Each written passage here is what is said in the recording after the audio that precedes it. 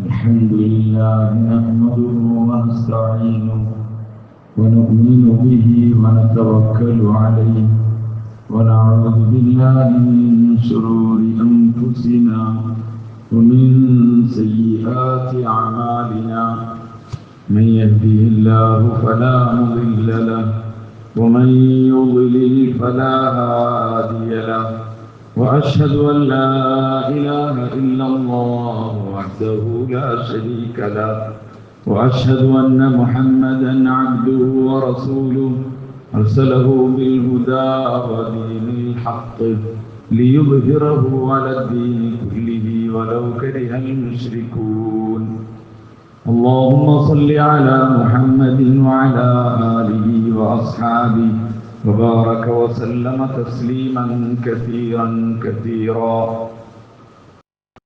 اللهم ألهمنا مراشد أمورنا وأعذنا من شرور أنفسنا ومن سيئات أعمالنا أعوذ بالله من الشيطان الرجيم بسم الله الرحمن الرحيم رجال صدقوا ما عاهدوا الله ومنهم من قضى نحبه ومنهم من ينتظر وقال النبي صلى الله عليه وسلم يوشك الأمم أن تداعى عليكم كما تداعى الآكلة إلى قصعتها نحن كلتي يومين يا رسول الله لا بل أنتم كثير ولكنكم غثاء كغثاء السيل أو كما قال عليه الصلاة والسلام ബഹുമാനമുള്ള മുഅ്മിനീങ്ങളുടെ സഹോദരന്മാരെ സ്നേഹിതന്മാരെ അല്ലാഹു സുബ്ഹാനഹു വ തആല ഒരുമിച്ച് ഉടനെ കബൂലാക്കുമാറാകട്ടെ. നമ്മുടെ എല്ലാ തിന്മകളെയും നന്മകളാക്കാൻ കുറച്ച് സമയത്തത് കാരണമാക്കുന്നു. സഹാബാക്കൾ റളിയല്ലാഹു അൻഹും അജ്മഈൻ അവരാണ് ഈ ഉമ്മത്തിന്റെ മാതൃക. സഹാബാക്കളെ പറ്റിയുള്ള അവബോധം ഇത് സത്യത്തിൽ മനുഷ്യരിൽ മുസ്ലിമീങ്ങൾക്ക് സഹാബാക്കളെ പറ്റി ഐഡിയ. സഹാബാക്കളെ അറിയില്ല മുസ്ലിമീങ്ങൾ. നമ്മൾ ഒറ്റക്ക് ആലോചിച്ചത് സഹാബാക്കളെ അറിഞ്ഞിട്ടില്ലെങ്കിൽ അയാൾ ഏതൊക്കെ പോവുക, അയാളുടെ ഗമനത്തിന്റെ വഴി എന്തായിരിക്കും, അയാൾ ഏതിലെ പോവും?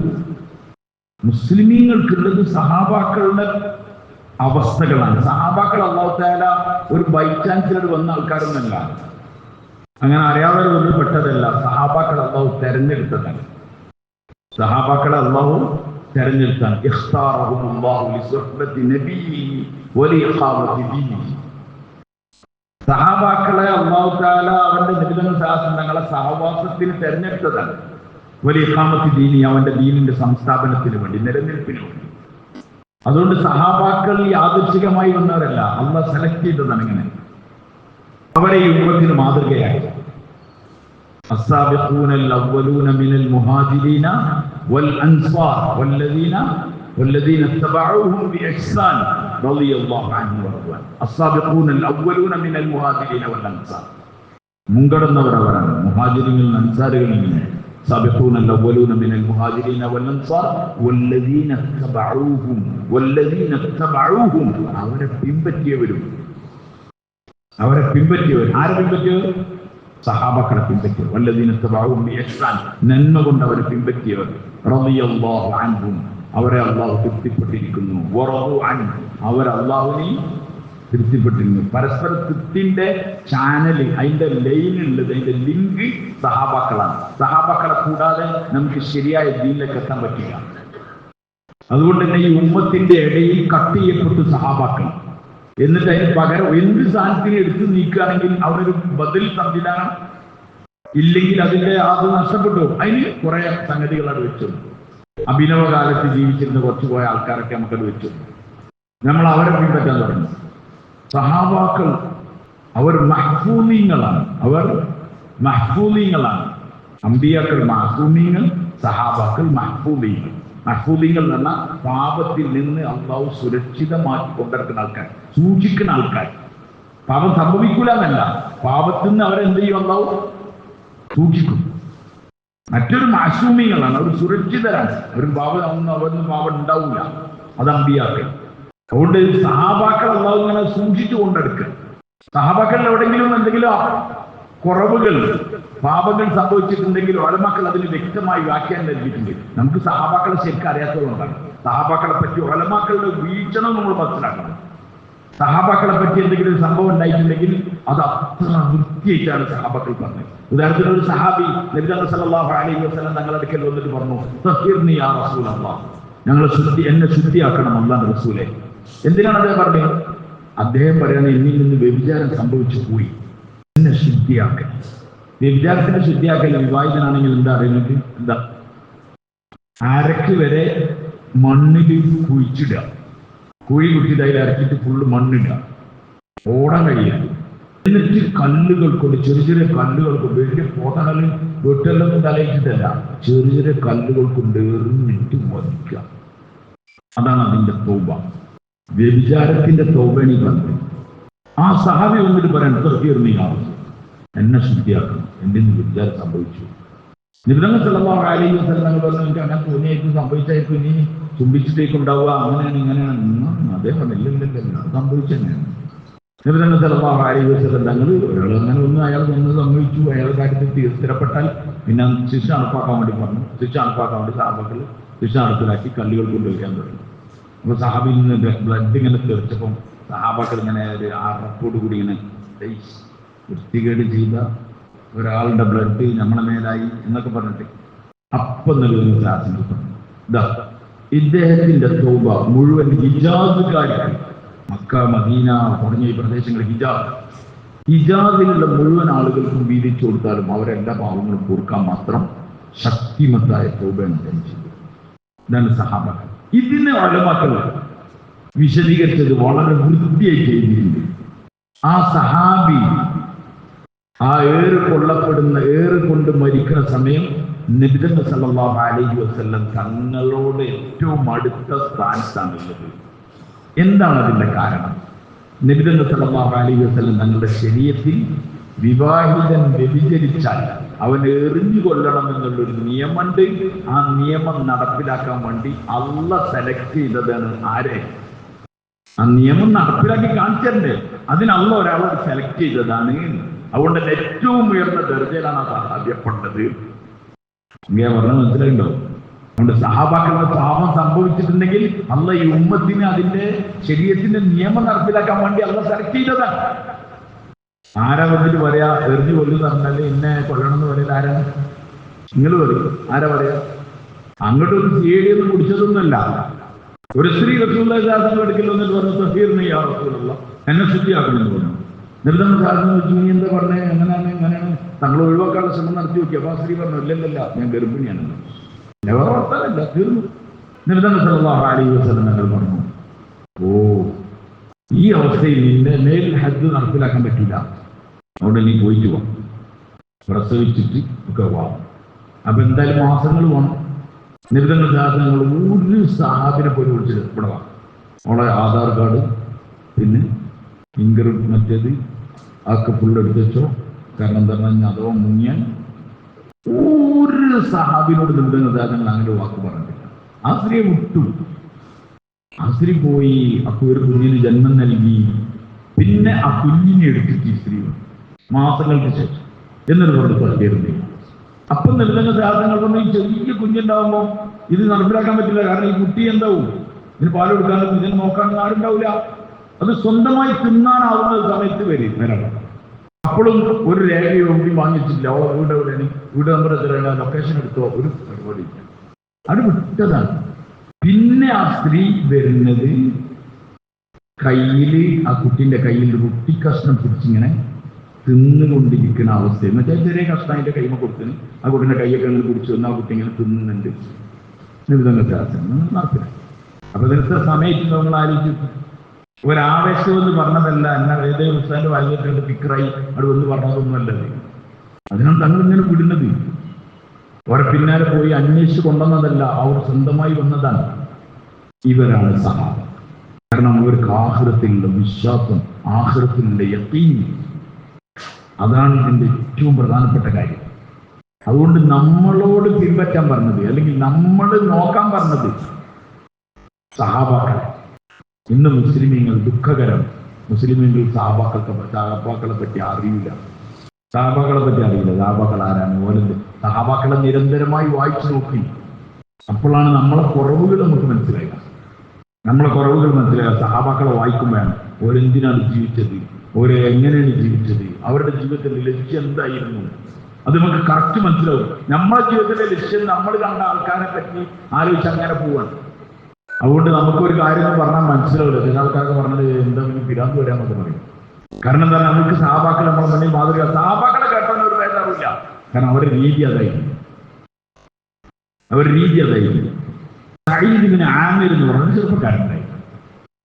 സഈദ് ബിൻ ആമിർ ഉമർ റളിയല്ലാഹു അൻഹു മുആവിയ റളിയല്ലാഹു അൻഹുവിനെ ഹിംസിന്ന് മാറ്റാൻ വേണ്ടി തീരുമാനിച്ചു. ഷാം ഗവർണർ സ്ഥാനം മാറ്റാൻ വേണ്ടി അതിന് പകരം ഒരാൾ വേണം.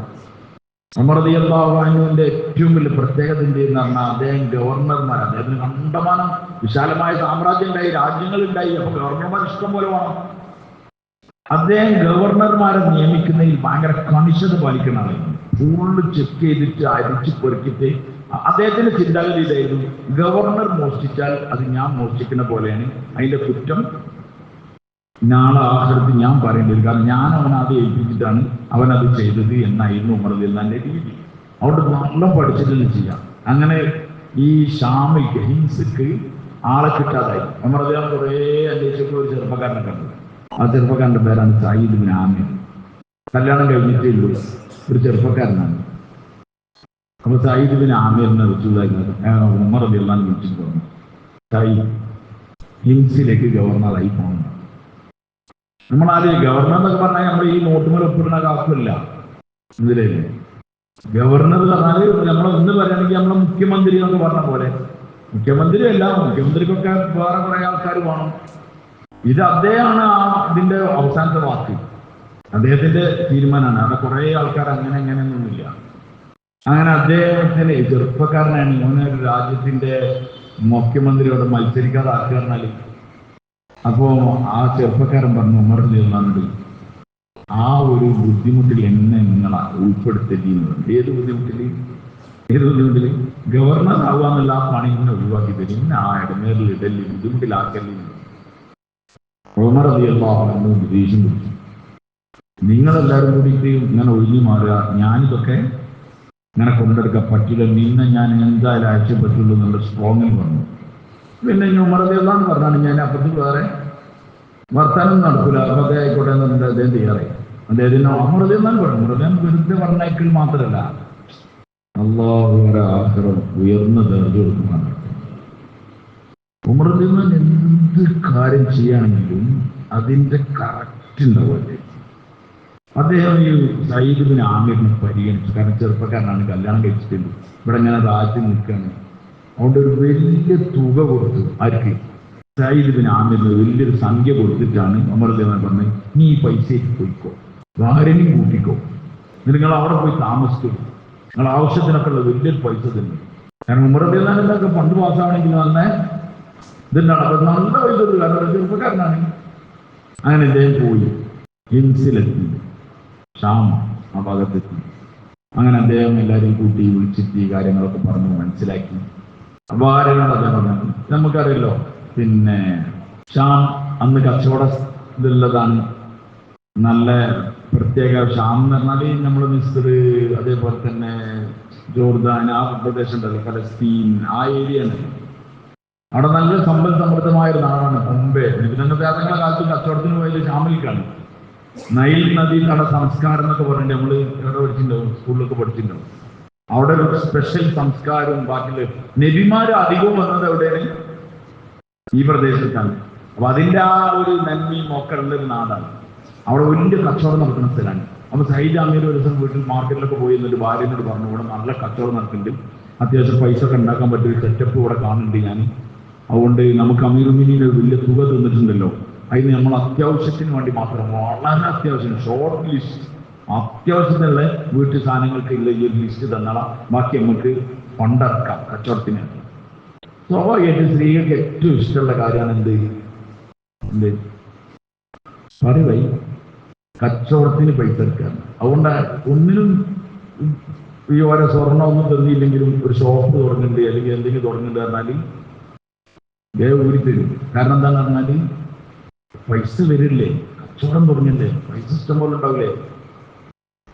അങ്ങനെ ആ സ്ത്രീ വളരെ ഷോർട്ട് ലിസ്റ്റ് ഉണ്ടാക്കി കൊടുത്തു. സയ്യിദ് ബിൻ ആമിർ ആ സാധനങ്ങളൊക്കെ വാങ്ങി വീട്ടിൽ കൊണ്ടു കൊടുത്തു. പിന്നെ അതെങ്ങനെ അവിടെ നിന്നുള്ള ആളുകളിൽ നിന്നുള്ള പിന്നെ സക്കാത്തിന്റെ സ്വത്ത്, അതേപോലെ തന്നെ മറ്റുള്ള ആളുകളുണ്ടെങ്കിൽ അവരുടെ കരം, ജിസിയ, അതൊക്കെ വാങ്ങി അവിടെ തന്നെ പള്ളിയിൽ എല്ലാവരും കൂട്ടും. അവിടുത്തെ കണക്കൊക്കെ എടുത്തിട്ട് അവിടെ ആളുകൾക്ക് തന്നെ കൊടുക്കും. വളരെ എളുപ്പമുള്ള പരിപാടിയാണ്. ഏത് വാങ്ങുക കൊടുക്കുക. കൊടുത്താൽ പിന്നെ പ്രശ്നമൊന്നുമില്ലല്ലോ, കൈമൊന്നും ഉണ്ടാവില്ല. അങ്ങനെ ആ കാര്യങ്ങൾ വൃത്തിയായി ചെയ്തു. നാട്ടുകാർ ഭയങ്കര സന്തോഷത്തിലുള്ളത്. സയ്യിദ് ബിൻ ആമിറിന് എല്ലാവർക്കും ഭയങ്കര ഇഷ്ടമായി. ഈ സ്ഥലത്തിനെ കൂഫനോട് ചേർത്തിട്ടാണ് പറയാം. ഇറാഖിലുള്ള സ്ഥലമാണ് കൂഫ. കൂഫക്കാരെ പോലെയാണ് ഹിംസുകാരെന്ന് പറയുന്നത്. ഹിംസിൽ ആരും ഭരണം നടത്താൻ ഏറ്റെടുക്കാൻ പോകാൻ മടിയേക്കും. ചില ഏരിയകളുണ്ടാവും, അവിടെ പോലീസ് സ്റ്റേഷനിൽ SI ആയിട്ട് നിയോഗിച്ചാൽ പറയുന്നത് അവർക്ക് വിടുന്ന വയ്ക്കും. കാരണം അവിടെ ഒന്നും എന്തേക്കും ചൊറയും ഗുണ്ടിയും അതും ഇതൊക്കെ ആയിരിക്കും. ഇതേമാതിരി ഒരു സ്ഥലമാണ്. ആൾക്കാർ ഇങ്ങനെ കച്ചറുണ്ടാക്കും. അപ്പോ സയ്യിദ് ആമിർ വളരെ ഉഷാറായിട്ട്, കാരണം അദ്ദേഹത്തിന് ഇതിൽ വലിയ പ്രശ്നങ്ങളൊന്നുമില്ല, അങ്ങനെ സാധനങ്ങളൊന്നും അങ്ങനെ നടന്നു പോകണം. പക്ഷെ വീട്ടിലെ ജീവിതം ഭയങ്കര അടങ്ങാറായിട്ടാണ്. ചെറിയ സാധനങ്ങൾ എന്തെങ്കിലും ഉണ്ടാവും, അത് വശിക്കും, അത് കഴിയും. ഇങ്ങനെ 1 മാസം 2 മാസമൊക്കെ കഴിഞ്ഞ് ഭാര്യ എടുത്ത് ചോദിക്കാൻ തുടങ്ങി, എന്തായി നമ്മളെ കച്ചവടം, കഷ്ടപ്പാടൊന്നും നീരില്ലല്ലോ. ഓർക്കൊക്കെ പല ആഗ്രഹങ്ങളുണ്ടോ? ആർക്ക് പോയി? പുരുഷന്മാർക്ക് പൊതുവെ ആഗ്രഹങ്ങൾ കുറവായിരിക്കും. എന്താ കാരണം? പറയുവായി. എന്താ കാരണം? ആഗ്രഹിച്ചാൽ നടപ്പിലാക്കാനുള്ള സാധനം ആരും ഇല്ല എന്ന് ആർക്കറിയാം? ആർക്കറിയായി? സ്വന്തത്തിനറിയാം. അതുകൊണ്ട് തന്നെ വലിയതൊന്നും ആഗ്രഹിച്ചിട്ട് കാര്യമില്ല എന്നുള്ളത് നമുക്കറിയുന്നുണ്ട്. ഓർക്ക് നമ്മളെ പറ്റി ഐഡിയ ഇല്ലാത്തതുകൊണ്ട് ഓര് നമ്മളെ പറ്റി വലിയ പ്രതീക്ഷകൾ വെക്കും. അത് വേണം ഇത് വേണം എന്നൊക്കെ ഉള്ളത്. അപ്പോൾ ഈ ഭാര്യ ഇങ്ങനെ ഇവിടുത്തെ കഷ്ടപ്പാട് ഇങ്ങനെ പറയും. അപ്പൊ അദ്ദേഹത്തിനൊരു കച്ചവടം, കാരണം കച്ചവടം ഉഷാറായിട്ടുണ്ട്, മൂവിയുണ്ട്, നല്ല റണ്ണിങ് ആണ്, നല്ല ഗ്രോത്ത് ഉണ്ട് എന്നൊക്കെ പറഞ്ഞിട്ട് ഇങ്ങനെ ഉണ്ട്. ഓരോ മാസവും 2 മാസമൊക്കെ കഴിയുമ്പോൾ ഇങ്ങനെ പറഞ്ഞ് പോകും. അങ്ങനെ ഒരു ദിവസം ഇവിടെ വീട്ടിലൊരു ഗ്രോത്തും ഇല്ല. ഇവിടെ അങ്ങനെ ദിവസവും ഒരു താഴെ മട്ടത്തിൽ ഇങ്ങനെ വരികയാണ്. അപ്പൊ അദ്ദേഹത്തിന്റെ സയ്യിദ് ബിൻ ആമിർ റളിയല്ലാഹു അൻഹുവിന്റെ ഒരു ബന്ധു വീട്ടിൽ വന്നപ്പം അദ്ദേഹത്തിന് ഇങ്ങനെ സയ്യിദ് ബിൻ ആമിർ റളിയല്ലാഹു അൻഹു സംസാരിച്ചുകൊണ്ടിരിക്കുമ്പോൾ എന്തോ ഒരു വർത്തനത്തിനിടയിൽ ഈ കച്ചവടത്തിന്റെ കേസ് വന്നപ്പോൾ ഭാര്യ ചോദിച്ചു, അല്ല ഞങ്ങൾ കച്ചവടം തയ്ച്ചു. അപ്പൊ ഇതിന്റെ കറക്റ്റ് നിജസ്ഥിതി അറിഞ്ഞ ആളാണ് ഈ ബന്ധു. അയാൾ ഒറ്റച്ചിരി വെളുപ്പുള്ള ഈ കച്ചവടം ചോദിച്ചുകൊണ്ടിരിക്കുകയാണല്ലോ എന്ന് വിചാരിച്ചിട്ട് അയാളെ ചിരിച്ചതും അവർക്ക് മനസ്സിലായി എന്തോ ഒരു സംഗതി ഉണ്ട്. കാരണം കുറേ ദിവസമായി എന്ത് പറയുന്നേ, കുറെ മാസങ്ങളായി കച്ചവടത്തിന്റെ കഥ അറിയും, അവിടെ ഒരു മാറ്റിയില്ല, പേരൊന്നും വെച്ചിങ്ങനെ പട്ടിണി തന്നെയാണ്. അപ്പൊ എന്താണ് സംഭവം എന്ന് ചോദിച്ചു. അപ്പം ഭാര്യ പറഞ്ഞു, നിങ്ങൾ സത്യം മതി, എന്താണ് അതിനൊക്കെ ചോദിച്ചു പിന്നാലെ കളി.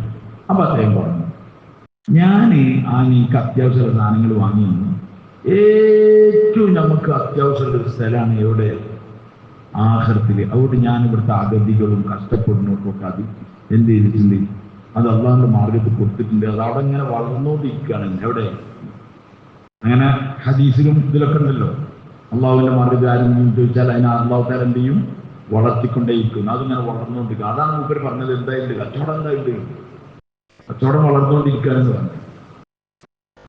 അതിലാകെ എന്തായി? അപ്പൊ ആര് ചോദിച്ചു, നമ്മൾ ആവശ്യങ്ങൾ കഴിഞ്ഞിട്ട് കൊടുത്താൽ പോരെ നമുക്ക് ഈ കഷ്ടപ്പെട്ട് ഈ അവസ്ഥയിൽ നിൽക്കണമെന്നൊക്കെ ചോദിച്ചു. അങ്ങനെ സ്ത്രീകളല്ലേ. അപ്പൊ അദ്ദേഹം പറഞ്ഞു, അല്ല നമുക്ക് ഏറ്റവും ആവശ്യമുള്ള അവിടെ എന്നൊക്കെ പറഞ്ഞ് കുറെ കാര്യങ്ങളൊക്കെ പറഞ്ഞു. ഈ സ്ത്രീകൾക്ക് ചില കാര്യങ്ങളൊന്നും ഉണ്ടാവില്ല, പെട്ടെന്ന് മനസ്സിലാവില്ല. ഓരോ ഭയങ്കര മുഖമൊക്കെ ഭയങ്കര ടെൻഷനാക്കി, ഭയങ്കര പ്രയാസമാക്കി, ഇടക്കിടക്ക് ഇതിങ്ങനെ ഇടയ്ക്കിടയ്ക്ക് മുട്ടുസൂചി കൊണ്ട് ഇങ്ങനെ കുത്തിക്കൊണ്ട് എന്തെങ്കിലും ഒരു കാര്യം തന്നെ. നല്ല ഉഷാറായിട്ട് ബിരിയാണി നമ്മളേക്കും ആ കുത്ത്. ഒരാൾ ഞാൻ എന്തൊരു കാര്യം പറഞ്ഞു, ഒരാൾ നല്ല ആളെന്ന് എല്ലാം തരും, പാലും തേനും മീനും ഇറച്ചിയൊക്കെ തരും. പക്ഷേ മുട്ടുസൂചിയുടെ അടുത്ത് കൃഷ്ണമണിക്ക് ഇങ്ങനെ ഒരു കുത്ത് തരുമായിരുന്നു. എന്നവരെന്തിങ്ങനെ ഭാര്യ ഇങ്ങനെ പറഞ്ഞു. ഒരു ദിവസം അദ്ദേഹം പറഞ്ഞു, ഞാൻ എനിക്കൊരു കാര്യം പറഞ്ഞാൽ, എൻ്റെ മുന്നിൽ എൻ്റെ കുറച്ച് കൂട്ടുകാരുണ്ട്, ഒരു യാത്ര ചെയ്ത് പോയിട്ടുണ്ട്.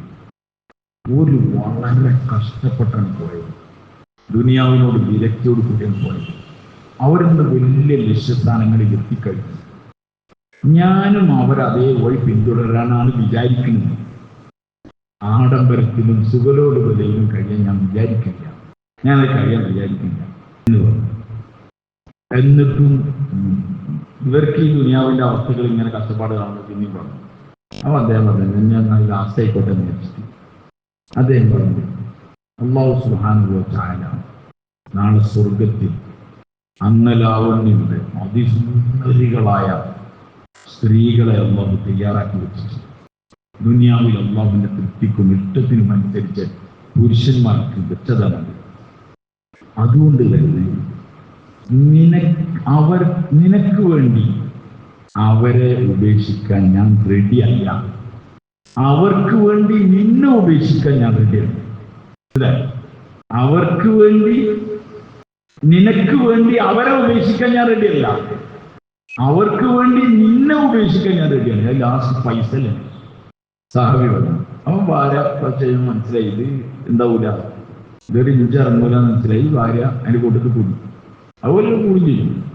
കൂടുതൽ കൂടെ ഇങ്ങനെ ജീവിച്ചു. ദുസ്സഹമായ കഷ്ടപ്പെട്ട ജീവിതം ഇങ്ങനെ ജീവിക്കണേ കണ്ടിട്ട് ഒരു ഗവർണറാണ്.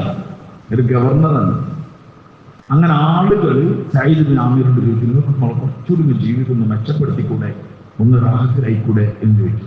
സയ്യിദ് ബിൻ ആമിർ റളിയല്ലാഹു അൻഹു അവരോട് പറഞ്ഞു, നാളെ മശ്റയിൽ എല്ലാവരും വരും വിചാരണക്കായി.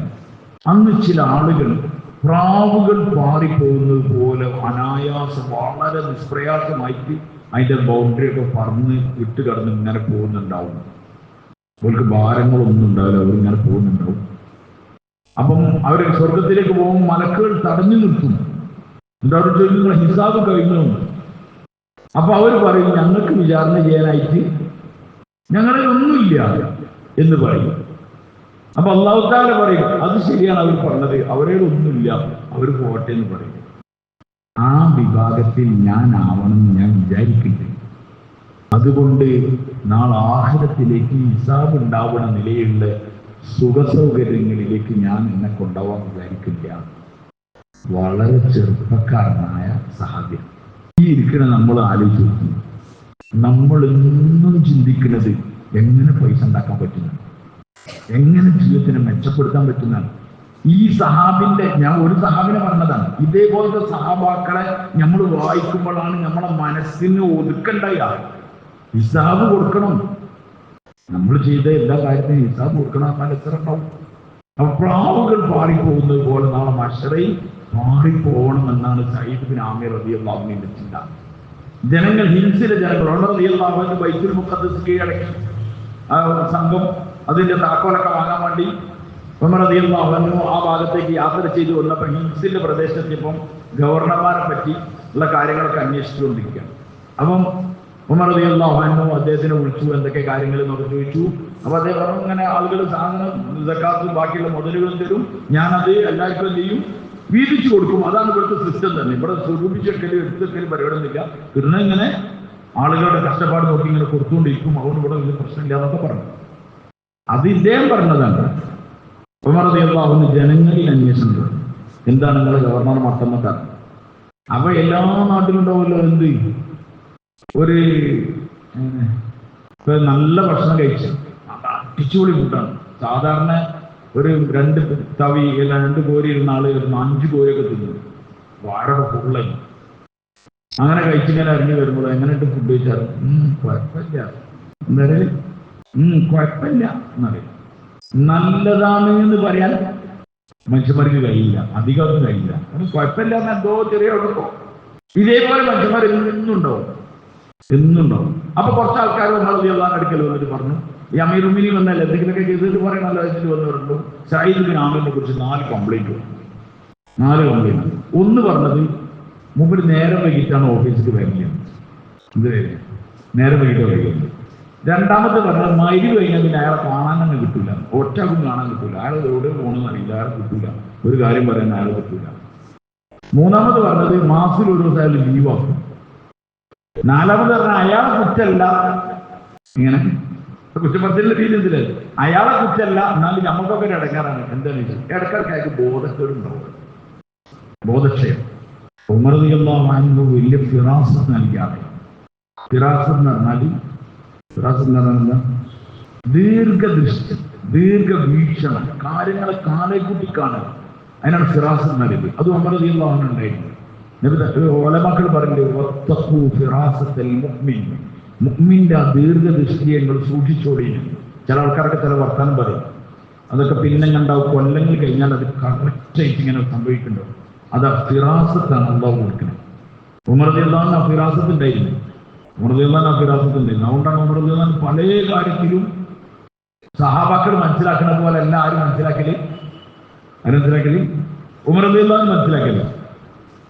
ഉമർ റളിയല്ലാഹു അൻഹു മനസ്സിലാക്കിയത് കുറേ ഉമർ റളിയല്ലാഹു അൻഹു സംഭവങ്ങളുണ്ട്. ഒരു തോട്ടത്തിൽ അബൂ ഹുറൈറ റളിയല്ലാഹു അൻഹു നബി സല്ലല്ലാഹു അലൈഹി വസല്ലം ഞങ്ങൾ ഒരു ഈത്തപ്പന തോട്ടത്തിൽ രണ്ടാളും ഇങ്ങനെ ഇരുന്ന് ഇങ്ങനെ വർത്താനം പറഞ്ഞുകൊണ്ടിരിക്കുന്നു. അപ്പോൾ നബി സല്ലല്ലാഹു അലൈഹി വസല്ലം അബൂ ഹുറൈറ പറഞ്ഞു, മൻ ഖാല ലാ ഇലാഹ ഇല്ലല്ലാഹ് ദഖലൽ ജന്ന. ആരെങ്കിലും ലാ ഇലാഹ ഇല്ലല്ലാഹ് പറഞ്ഞാൽ സ്വർഗ്ഗത്തിൽ പ്രവേശിക്കുന്നല്ല, പിന്നെ പ്രവേശിച്ചു. ഓ, ആരാ പറഞ്ഞ്? റസൂലുള്ളാഹി സ്വല്ലല്ലാഹു അലൈഹി വസല്ലം നേരിട്ട് പറയുന്നത്. അബൂ ഹുറൈറ ഭയങ്കര സന്തോഷമായി. കാരണം ഇന്ന് ജനങ്ങളോട് താൻ പറഞ്ഞു കൊടുത്താൽ എന്താവും? ജനങ്ങളെല്ലാവരും ലാ ഇലാഹ ഇല്ലല്ലാഹ് പറയുന്ന എല്ലാവരും എന്താവും? സ്വർഗത്തിൽ പ്രവേശിക്കും. അബൂ ഹുറൈറ ഭയങ്കര ആവേശമായിട്ട് അബൂ ഹുറൈറ പറഞ്ഞു, ഇത് ഞാൻ ജനങ്ങളോട് എല്ലാവരോടും പറയാൻ വേണ്ടി പോവാണ്. പക്ഷെ ഇത് ഞാൻ ഒറ്റയടിക്ക് ഇങ്ങനെ പോയി പറഞ്ഞാലൊന്നും ആൾക്കാർ വിശ്വസിക്കില്ല. കാരണം ഇത് ഇത്ര ഷോർട്ട് പരിപാടിയാണ്. എവർക്ക് പോവാനേ സ്വർഗത്തിൽ ലാ ഇലാഹ ഇല്ലല്ലാഹ് പറഞ്ഞ സ്വർഗത്തിൽ പോകുന്നത്. അപ്പൊ നിബിധങ്ങളുടെ ആളുകൾ പറഞ്ഞു, എനിക്ക് എന്തെങ്കിലും ഒരു തെളിവാണ് ഞാൻ തങ്ങളുടെ അടുത്ത് വരുന്നത് എന്ന്. അപ്പം നിബിധങ്ങളുടെ ആശം തങ്ങളെ ചെരുപ്പ് കൊടുക്കും. ആ ചെരുപ്പ് പറഞ്ഞാൽ ആരും കാര്യമല്ലോ. അങ്ങനെ ആ ചെരുപ്പ് കയറ്റി ഈ ഹദീസ് പറയാൻ വേണ്ടി അബൂ ഹുറൈറ റളിയല്ലാഹു അൻഹു തോട്ടത്തിൽ നിന്ന് ഇറങ്ങി ഇങ്ങനെ നടന്ന് ഇങ്ങനെ പോകുമ്പോൾ ഫസ്റ്റ് കണ്ട ആളാണ് ഈ ഫിറാസത്തിന്റെ ആൾ. ആര്? ഉമർ റളിയല്ലാഹു അൻഹു. അപ്പോൾ നല്ല ആളെ കിട്ടിയത്. ഉമർ റളിയല്ലാഹു അൻഹു എവിടേക്ക് അബൂ ഹുറൈറ പോകുന്ന ചോദിച്ചു. ഞാൻ ഇവിടുന്ന് നബിതങ്ങളുടെ സാധനങ്ങൾ കൂട്ടത്തിൽ തോട്ടത്തിലാണ്, അവിടുന്ന് വരികയാണ്. ഞാൻ തങ്ങളെ ചെരുപ്പുക, പിന്നെ നബിതങ്ങളുടെ സാധനങ്ങൾ എനിക്കിത് സാക്ഷിയായിട്ട് തന്നതാണ്. എന്തിനെ പറഞ്ഞാൽ മൻ ഖാല ലാ ഇലാഹ ഇല്ലല്ലാഹ് ദഖലൽ ജന്ന. അപ്പോൾ ഉമർ റളിയല്ലാഹു അൻഹു അങ്ങോട്ട് പിടിച്ചു ഉന്തി നടക്കാൻ പറ്റുമായിരുന്നു. മനസ്സിലായില്ലേ?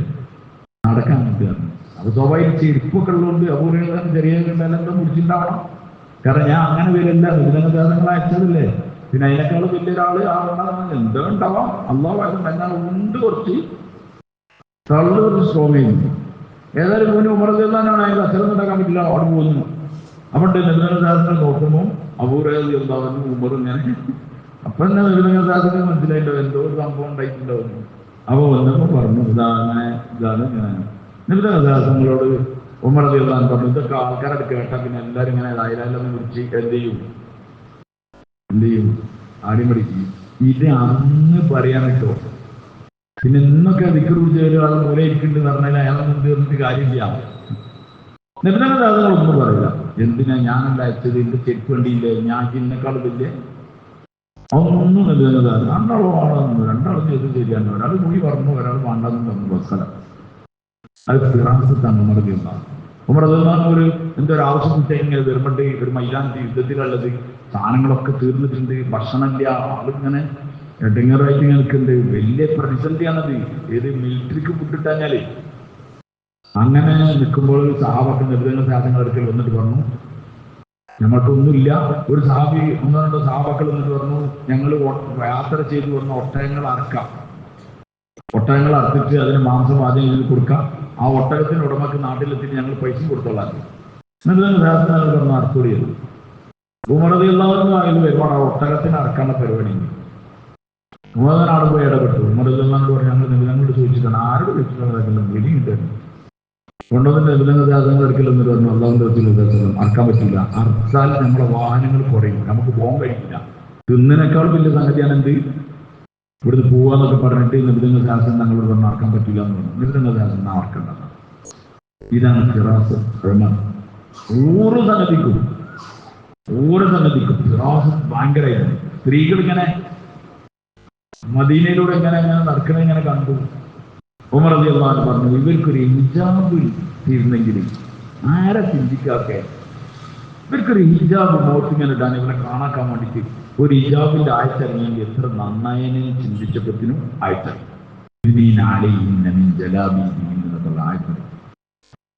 ഈ ആഴ്ച ഇറങ്ങിയിട്ട് നമ്മൾ പറഞ്ഞു അങ്ങനൊന്നും ഇല്ല എന്ന് പറഞ്ഞിട്ട് ഇങ്ങനെ എടുക്കാം. എത്ര മത്സരയിൽ ഉമർ റളിയല്ലാഹു അൻഹു തന്നെ മാറ്റം പറ്റും.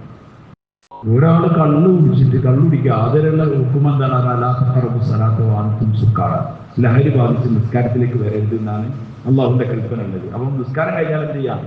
ദയവായി അദ്ദേഹം അടിക്കാം.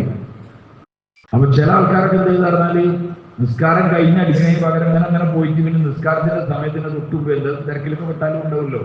ആ ബാങ്ക് കൊടുക്കാനായിട്ട് വെള്ളം കുടിക്കുന്ന ആൾക്കാരുണ്ട്. ഇപ്പൊ എല്ലാവരും ചോദിക്കാൻ ബാങ്ക് കൊടുക്കുമ്പം വെള്ളം കുടിച്ചുകൊണ്ടിരിക്കുകയാണെങ്കിൽ കുടിച്ചു കഴിഞ്ഞിട്ട് വെച്ചാൽ വരെ കുപ്പിയുണ്ട്. അത്ര അറ്റത്ത് പോയി കുടിച്ചിനെന്താന്ന് പറഞ്ഞാല് ഏതോ പരിപാടി പെട്ടായിരിക്കാം, ഉറങ്ങിപ്പോയതായിരിക്കാം. അതുകൊണ്ട് ആളുകൾ ഇങ്ങനെ വെള്ളം അടിച്ചിട്ട് ഒരാൾ നിസ്കാരത്തിൽ ഇമാം വന്നു, നിസ്കരിക്കുമല്ലോ, നിസ്കാരത്തിൽ ഇമാം വന്നപ്പോൾ ഒരു കുളിയായി കാഫിനൊന്ന് മതി, പിന്നെ ഒരു സ്റ്റോപ്പില്ലാതെ വന്നു. പല ആബിദും മാതാബിദും മലാനത്ത് മാബിദന മാബ് മലാന ആബിദും മാബത്തും മലാനത്ത് മാബിദന മാബ് എല്ലാ ആബിദും മാതാബിദും പറഞ്ഞിട്ട് ഫുള്ള് കറങ്ങി ഒത്ത് നിൽക്കില്ല. അത് കഴിഞ്ഞുടനെ നമ്മളെന്ന് പറഞ്ഞു ഇത് പറ്റില്ല, കള്ള് മൊത്തത്തിൽ നിരോധിച്ചിരുന്നെങ്കിൽ എത്ര നന്നായനെ. അപ്പായിട്ട് ഇന്നമൽ ഖംറു വൽ മൈസൂർ വൽ അൻസാബ് വൽ അദ്ലാം ബിസ്സും മിൻ അമലി ശൈത്താൻ എന്നുള്ള ആയത്താണ് കള്ള് നിരോധിച്ചു. ഉമർ റളിയല്ലാഹു അൻഹു പറഞ്ഞിട്ട് എത്രയോ ആയത്തുകൾ അനുസരിച്ചു. അത് അദ്ദേഹം ഫിറാഖാണ്. അതുകൊണ്ട് ഉമർ റളിയല്ലാഹു അൻഹുവിനോട് സയ്യിദ് ബിൻ ആമിറിനെ കുറിച്ച് ആൾക്കാർ കംപ്ലൈന്റ് പറഞ്ഞപ്പോൾ ഉമർ റളിയല്ലാഹു ഭയങ്കര എടുങ്ങേറെന്താ, ഞാനിങ്ങനെ എത്ര സെലക്ട് ചെയ്ത് കൊണ്ടുപോകുന്ന ഒരാൾ ഇങ്ങനെ ആൾ പറഞ്ഞാൽ പിന്നെ ആ സാധനം റഡാർ വർക്ക് ചെയ്യില്ല എന്നാണ് എന്ത് അതിന്റെ ഒരു പ്രശ്നം ഉണ്ടായത്. അത് പിന്നെ മൊത്തത്തിൽ പോയില്ലല്ലോ, റഡാർ പോയില്ലേ, പിന്നെ എവിടെ വന്ന് പോകാന്ന് പറയാൻ പറ്റില്ലല്ലോ. അവിടെ ഉമർന്നു കേട്ടു. പിന്നെ ഉമർന്നാണ്ട് വലിയ പ്രത്യേകത എന്ത് പറഞ്ഞാല് രണ്ടാളും സയ്യിദ് ബിൻ ആമിർ റളിയല്ലാഹു വിളിച്ചു ഉമർന്നെ അടുത്തിട്ട് ആ കംപ്ലൈന്റ് ഉള്ള ആൾക്കാരെ എല്ലാവരും വിളിച്ചു. അങ്ങനെ പറ്റി ഇയാളെ പറ്റി പറയുന്നത് എന്താ നിങ്ങളെ കംപ്ലൈന്റ് പറയാം. ഒരാളെ എന്നിട്ട് പറഞ്ഞു ഇയാൾ രാവിലെ നേരം വൈകിട്ടാ വേണ്ടത്. അത് സയ്യിദ് ബിൻ ആമിറിനോട് ചോദിച്ചാണ് എന്താണെന്ന്. സയ്യിദ് ബിൻ ആമിർ പറഞ്ഞു ഞാനിതൊന്നും ആരോട് പറയണ്ടെന്ന് വിചാരിച്ചു. ഇത് ഞാനും എൻ്റെ പടച്ചോന്റെയും ഇടയിലുള്ള ഒരു റിസർവ്, ഒരു മറയുന്നു. ഞാൻ ആരോടും പറയാൻ വിചാരിച്ചല്ല. ഇപ്പൊ എന്തായാലും എന്നെ പറ്റി പരസ്യമായൊരു കംപ്ലൈന്റ് വന്ന സ്ഥിതിക്ക് ഞാൻ നിങ്ങൾക്ക് പറയും ബാധ്യതയാണ് ഞാൻ പറയണത്. എന്താ അദ്ദേഹം പറഞ്ഞു, എൻ്റെ വീട്ടിൽ സേവകരോ സെർവന്റോ ഫാദിമ്യങ്ങളോ ആരുമില്ല. ആ വീട്ടിൽ റൊട്ടി ഉണ്ടാക്കൽ ഞാനാണ്. അതുകൊണ്ട് അതൊക്കെ ഉണ്ടാക്കി അതൊക്കെ കഴിഞ്ഞ് വരുമ്പോഴേക്കും എന്തോ കുറച്ച് നേരം പോകും. ആ നേരം മുതലാണ് പറഞ്ഞു. രണ്ടാമത്തെ കംപ്ലൈന്റ് എന്താ ഇദ്ദേഹം പറഞ്ഞു, ഇയാൾ മകയിൽ കഴിഞ്ഞാൽ പിന്നെ ഇയാൾ കാണാനേ കിട്ടില്ല. അപ്പോഴും അദ്ദേഹം പറഞ്ഞത് ഞാൻ പറയണ്ടെന്ന് വിചാരിച്ചാൽ എനിക്ക് പറയാൻ ഇഷ്ടമില്ല, പക്ഷെ കംപ്ലൈന്റ് ആയിട്ട് പറയുന്നത് ഞാൻ പകല് സൃഷ്ടികൾക്ക് വേണ്ടിയിട്ട് രാത്രി സൃഷ്ടാവിന് വേണ്ടി ഞാൻ മാറ്റിവെച്ചതാണ്. മകരി മുതൽ സുബഹി വരെ ഞാനും എൻ്റെ അള്ളാഹുമായിട്ടുള്ള എൻ്റെ ബന്ധത്തിനുള്ളതാണ്. മൂന്നാമതായി ചോദിച്ചു മാസത്തിലൊരിക്കലും നിങ്ങൾ ഈ എടുക്കണം എന്താണ് പറഞ്ഞാൽ എനിക്കൊരു കട്ടിയുള്ള ഒരു വസ്ത്രമാണ് എൻ്റെ ഉള്ളത്. അത് ഞാൻ രാവിലെ അലക്കിയല്ല, അത് ഉണങ്ങണമെങ്കിൽ വൈകുന്നേരമാവും. അപ്പൊ അതുകൊണ്ട് എനിക്ക് ജോലിക്ക് വരാൻ കഴിയില്ല. ആകെ ഒരു വസ്ത്രമേ ഉള്ളൂ, ആകെ ഒരു വസ്ത്രം. ഉമർദാൻ വെച്ചു ഇടയ്ക്കിടയ്ക്ക് ബോധം ഇവിടെ നഷ്ടപ്പെടാറുണ്ടല്ലോ, ബോധക്ഷയം ഉണ്ടാവാറില്ലല്ലോ, എന്താണ് അതിന്റെ കാരണം ചോദിച്ചു. അപ്പൊ സയ്യിദ് ബിൻ ആമിർ റളിയല്ലാഹു അൻഹു പറഞ്ഞു ഖുബൈബ് റളിയല്ലാഹു അൻഹുവിനെ തൂക്കിലേറ്റാൻ വേണ്ടി മുശ്രിക്കുകൾ തൻഈമിന്റെ ഭാഗത്തേക്ക് കൊണ്ടുവന്ന് ഹറമിന്റെ വെളിയിൽ കൊണ്ടുവന്നിട്ട് തൂക്കി കഴുമരത്തിൽ ഇങ്ങനെ ഇതാക്കി അതിൽ അമ്പയ്യലും ആ തൂക്കിക്കൊല്ലുന്ന ആ സംഘത്തിൽ ഞാനും ഉണ്ടായിരുന്നു. അന്ന് ഖുബൈബ് റളിയല്ലാഹു അൻഹുവിനെ സഹായിക്കാൻ പറ്റില്ലല്ലോ. ഖുബൈബ് റളിയല്ലാഹു അൻഹു പെടഞ്ഞു മരിക്കുന്നത് ഞാൻ കണ്ട രംഗം, അതാർക്കും എനിക്ക് ഖുബൈബിനെ സഹായിക്കാൻ കഴിഞ്ഞില്ലല്ലോ, ഒരു സഹാബിയായിരുന്നല്ലോ, അന്നത്തെ മുസ്ലിം അല്ല, എന്നിട്ട് ഞാൻ ആ സംഘത്തിലായിപ്പോയല്ലോ എന്ന് ആലോചിക്കുമ്പോൾ എനിക്ക് ബോധപ്പെടുന്നു. ഉമർ റളിയല്ലാഹു അൻഹു പറഞ്ഞു എൻ്റെ ഫിറാസത്തിന് ഒരു കുഴപ്പവും സംഭവിപ്പിക്കാത്ത അള്ളാഹുവിനാണ് സർവസ്തുതി. ഇതൊരു ചെറുപ്പക്കാരനായ ഒരു സഹാബിയാണ്. നിങ്ങൾ ഈ സഹാബിനെ പറ്റി നമ്മളിലേക്കൊന്ന് ഇങ്ങനെ ചേർത്ത് വെച്ചു. പ്രാവുകൾ പാറിപ്പോകുന്നത് പോലെ ഹിസാബിന്റെ കാഠിന്യമില്ലാതെ പോകണം എന്ന് ഒരു ചെറുപ്പക്കാരനായ സഹാബി ആലോചിച്ചപ്പോൾ അദ്ദേഹത്തിന്റെ ജീവിതത്തിലെടുത്ത നിലപാടാണ്. നിങ്ങൾ സഹാബാക്കളെ കണ്ടിട്ടില്ലെങ്കിൽ നമുക്ക് മനസ്സിലാവില്ല, സഹാബാക്കളെ വായിച്ചിട്ടില്ലെങ്കിൽ. അടുത്തൊരു സഹാബിയാണ് നബി സല്ലല്ലാഹു അലൈഹി വസല്ലം തങ്ങളോട് അങ്ങേയറ്റത്തെ രൂപസാദൃശ്യതയുള്ള നബി തങ്ങളാണ് ലോകത്തെ ഏറ്റവും ഭംഗിയുള്ള ആൾ, ഏറ്റവും ഭംഗിയുള്ള ആൾ. നമ്മൾ യൂസുഫ് നബി എന്ന് പറയും, യൂസുഫ് നബി തങ്ങൾ സാധനങ്ങൾ കഴിഞ്ഞിട്ടാണ് എല്ലാ സാധനവും. എല്ലാ നബിമാരും അതിൽ ഗുണങ്ങളില്ല. അല്ലാമ സുലൈമാൻ നബി റഹ്മത്തുള്ളാഹി അലൈഹി നബി സല്ലല്ലാഹു അലൈഹി വസല്ലം തങ്ങളെ കുറിച്ച് എഴുതുന്ന കൂട്ടത്തിൽ എഴുതിയിട്ടുണ്ട്, മുഴുവൻ നബിമാർക്കും ഓരോ സവിശേഷതകളുണ്ട്. ദാവൂദ് അലൈഹിസ്സലാം നല്ല ശബ്ദമാണ്, യൂസുഫ് അലൈഹിസ്സലാമിന് നല്ല സൗന്ദര്യമാണ്. അങ്ങനെ ഓരോ നബിമാർക്കും ഓരോ ഗുണങ്ങളുണ്ട്. ആ ഗുണങ്ങൾ മൊത്തം എടുത്തു, അതൊക്കെ ഒരു പുഷ്പത്തിന്റെ തണ്ടുകളും പുഷ്പമാണെന്ന് വിചാരിച്ചാൽ അത് മുഴുവൻ ചേർത്തിട്ട് ഒരുമിച്ച് കൂട്ടി കെട്ടുന്ന ബൊക്കയാണ് അല്ലാഹുവിന്റെ റസൂൽ സല്ലല്ലാഹു അലൈഹി വസല്ലം. ആയിഷ റളിയല്ലാഹു അൻഹ പറയുന്നത്, യൂസുഫ് നബിനെ കണ്ടിട്ട് കൈ വിരലുകൾ മുറിച്ച പെണ്ണുങ്ങൾ എന്റെ നൽകുന്ന സാധനങ്ങളെ കണ്ടിരുന്നെങ്കിൽ കൈ എന്നെ മുറിച്ചനെ. സൗന്ദര്യമുള്ള ആള് നബി സല്ലല്ലാഹു അലൈഹി വസല്ലം, അത്ര സൗന്ദര്യമുള്ള ആ നബി തങ്ങളുടെ പിതൃവ്യന്റെ ഉപ്പാന്റെ സഹോദരന്റെ മോനാണ് ആര്? Jafar bin Abi Talib. ദൂരത്ത് നിന്ന് നോക്കിയാൽ നബിതങ്ങളാണോ എന്ന് തോന്നുമായിട്ട് പോലും. അപ്പൊ ജാഫർ റളിയല്ലാഹു സൗന്ദര്യം ജാഫർ റളിയല്ലാഹു അൻഹു ഇസ്ലാം സ്വീകരിച്ചു. അബൂ താലിബിന് 3 മക്കളുടെ, ഒന്ന് ജാഫർ ബിൻ അബീ താലിബ്, മറ്റൊന്ന് അഖീൽ ബിൻ അബീ താലിബ്, മറ്റൊന്ന് അലി ബിൻ അബീ താലിബ്. നബി സല്ലല്ലാഹു അലൈഹി വസല്ലം തങ്ങൾക്ക് നുബുവത്ത് കിട്ടുന്നതിന് മുമ്പ് തന്നെ നബി സല്ലല്ലാഹു അലൈഹി വസല്ലം മക്കയിലെ അവസ്ഥകളിൽ അവരുടെ കൂട്ടത്തിൽ ഇടപെടണമായിരുന്നു. അല്ലാതെ ഞാൻ ഭയങ്കര സൂഫിയാണെന്ന് പറഞ്ഞിട്ട് മാറിക്കൊള്ളുന്നു, അവിടുത്തെ എല്ലാ കാര്യങ്ങളിലും ഇടപെടും. ആ കൂട്ടത്തിൽ അബൂ താലിബാണ് അന്ന് മക്ക. അബ്ദുൽ മുത്തലിബിന് ശേഷം പിന്നെ ആ ഉത്തരവാദിത്തം ഏറ്റെടുത്തത് അബൂ താലിബാണ്. അബൂ താലിബിന് ഭയങ്കര സാമ്പത്തിക പ്രസക്തി വന്നു. 3 കുട്ടികൾ പെരയിലുണ്ട്. അപ്പൊ അബ്ബാസ് റളിയല്ലാഹു അൻഹു, അന്ന് അദ്ദേഹം മുസ്ലിം അല്ല, നബി തങ്ങൾ അതിനൊന്നും നുബുവത്ത് കിട്ടിയിട്ടില്ല. നബി സല്ലല്ലാഹു അലൈഹി വസല്ലം തങ്ങൾ അബ്ബാസ് എന്ന് പറഞ്ഞ പിതൃവ്യനോട്, ഉപ്പാന്റെ സഹോദരനോട് പറഞ്ഞു, ഇതാ നമ്മളെ മൂത്താപ്പ അബൂ താലിബിന് ഭയങ്കര സാമ്പത്തിക പ്രയോജനമുണ്ട്, അതുകൊണ്ട് നമ്മൾ എന്താ ചെയ്യാം എന്ന് നബി സാധനങ്ങൾ ചോദിക്കണം. എന്നിട്ട് നബി സാധനങ്ങൾ തന്നെ അതിന്റെ കാരണം പരിഹാരം പറയണം. ഒരാളെ ഞാൻ കൊണ്ടുപോയിക്കോളാം, ഒരാളെ നിങ്ങളും കൊണ്ടുപോയിക്കോളൂ. പിന്നെ ഒരാളെ ഉണ്ടാവുള്ളൂ. ആരടുത്ത് അബൂ താലിബ് അഖീലാണ്, ഒരാളുണ്ട്. ഞാൻ അലീനെ ഞാൻ കൊണ്ടുപോയിക്കോളാം. പിന്നെ ജാഫർ റളിയല്ലാഹു അൻഹു അബ്ബാസ് റളിയല്ലാഹു അൻഹു. അതുകൊണ്ടാണ് നബിതങ്ങൾക്ക് നുബുവത്ത് കിട്ടിയപ്പോൾ കുട്ടികളിൽ ആദ്യം വിശ്വസിച്ച ആളാരാണ്? അതിന്റെ കാരണം നബിതങ്ങളുടെ കൂട്ടത്തിലുള്ളത് പെരയിലുള്ള കുട്ടികൾ. അബ്ബാസ് റളിയല്ലാഹുവിന്റെ കൂടെയുള്ള ആളായിരുന്നു ജാഫർ റളിയല്ലാഹു. അതുകൊണ്ട് അബ്ബാസ് റളിയല്ലാഹു തുടക്കത്തിലെ ഇസ്ലാമിനോട് ഭയങ്കര മഹബത്ത് വെച്ചുകൊണ്ടാണ്. ഒരു ഉപദ്രവം നബിതങ്ങൾ സാധനങ്ങൾ ചെയ്തിട്ടില്ല. അബൂ ലഹബിനെ പോലെ ബാക്കിയുള്ളവർ പോലെ ഒന്നും ചെയ്തില്ല. നബിതങ്ങൾ സല്ലല്ലാഹു കൂട്ടത്തിൽ നിൽക്കുകയാണ് ചെയ്തത്. താരീഖ് അബ്ബാസ് റളിയല്ലാഹുവിനെ കുറിച്ച് പറഞ്ഞത്, ഹിജ്റന്റെ മുന്നേ തന്നെ അബ്ബാസ് റളിയല്ലാഹു ഹൃദയം കൊണ്ട് എന്തായിട്ടുണ്ട്? മുസ്ലിം ആയിട്ടുണ്ട്. പിന്നെ പരസ്യമായി പ്രഖ്യാപിച്ചിട്ടില്ല എന്ന് മാത്രം. അതുകൊണ്ട് അബ്ബാസ് റളിയല്ലാഹുവിന്റെ കൂട്ടത്തിലായിരുന്നു ആരുണ്ടായിരുന്നത്? ജാഫർ റളിയല്ലാഹു ഉണ്ടായിരുന്നത്. അതുകൊണ്ട് അദ്ദേഹമേ മുസ്ലിമായി.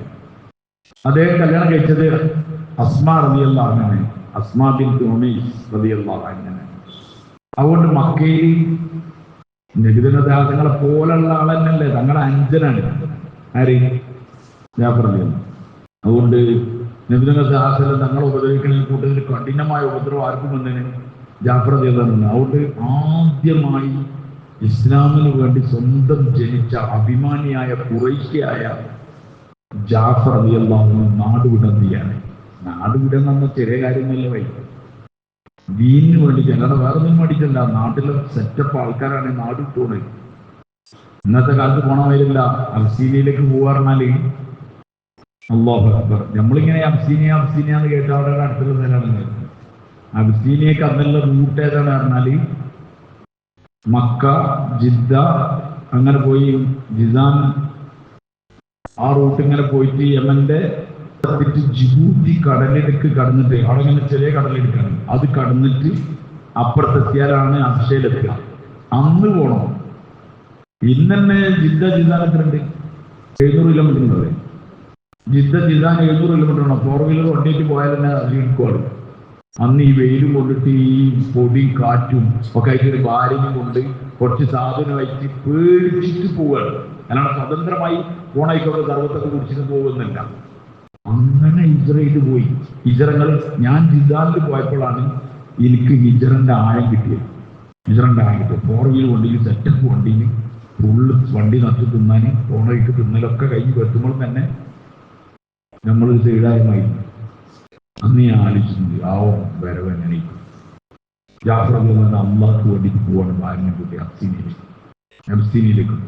അബ്സീനിയയിൽ കഴിഞ്ഞു. പിന്നെ ജാഫർ അള്ളാഹ് വരുന്നത് എവിടുക്കാണ് ഖൈബറിലേക്കാണ്. എവിടേക്ക് പോയി? ഖൈബറിലേക്ക്. ബദർ കഴിഞ്ഞ് ഉഹദ് കഴിഞ്ഞ് ബാക്കിയൊക്കെ കഴിഞ്ഞ് ഖൈബർ അവിടുക്ക വരുന്നത്. അപ്പൊ അതുവരെ അബ്സീനിയയിലല്ല, നാട് വിട്ട് താമസിക്കണം. അങ്ങനെ ഖൈബറിൽ ജാഫർ റളിയല്ലാഹു വന്നു. ജാഫർ റളിയല്ലാഹു വന്നപ്പോൾ അങ്ങനെ ഖൈബർ യുദ്ധം കീഴടങ്ങി വിജയിച്ചു. അതിന്റെ സന്തോഷത്തിൽ നിൽക്കുമ്പോൾ ഒരു ഭാഗത്ത് നിന്ന് പൊടിപടലങ്ങൾ ഇങ്ങനെ ആയിട്ട് ഇങ്ങനെ വരുന്നുണ്ട്. അപ്പൊ നിബിധങ്ങൾ രാജ്യങ്ങളിൽ വേറെ ഏതോ ശത്രുക്കൾ വരികയെന്ന് വിചാരിച്ചിട്ട് അടങ്ങുന്ന കുറച്ചേരം വെയിറ്റ് ചെയ്യണം. അങ്ങനെ വരുന്നപ്പം ആരാണ് പറഞ്ഞാൽ ഒരു സംഘം വന്നത് പിന്നെ തുഫൈൽ ഇബ്നു അംർ ദൗസിന്റെ അബൂ ഹുറൈറ റളിയല്ലാഹു അൻഹു നടക്കുന്ന സംഘം വന്നതും ഖൈബറിലേക്കാണ്. പിന്നെ വന്നത് യുദ്ധയാണ്. ആര്?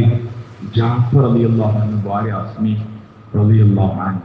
അവരൊക്കെ ഇങ്ങനെ ഓരോ വന്നപ്പോ നബിതങ്ങൾ ശാസനം ഞങ്ങളെ അഞ്ചനാണ് സദ്, സ്വന്തം അളാപ്പന്റെ മോൻ മുതാപ്പന്റെ മോൻ.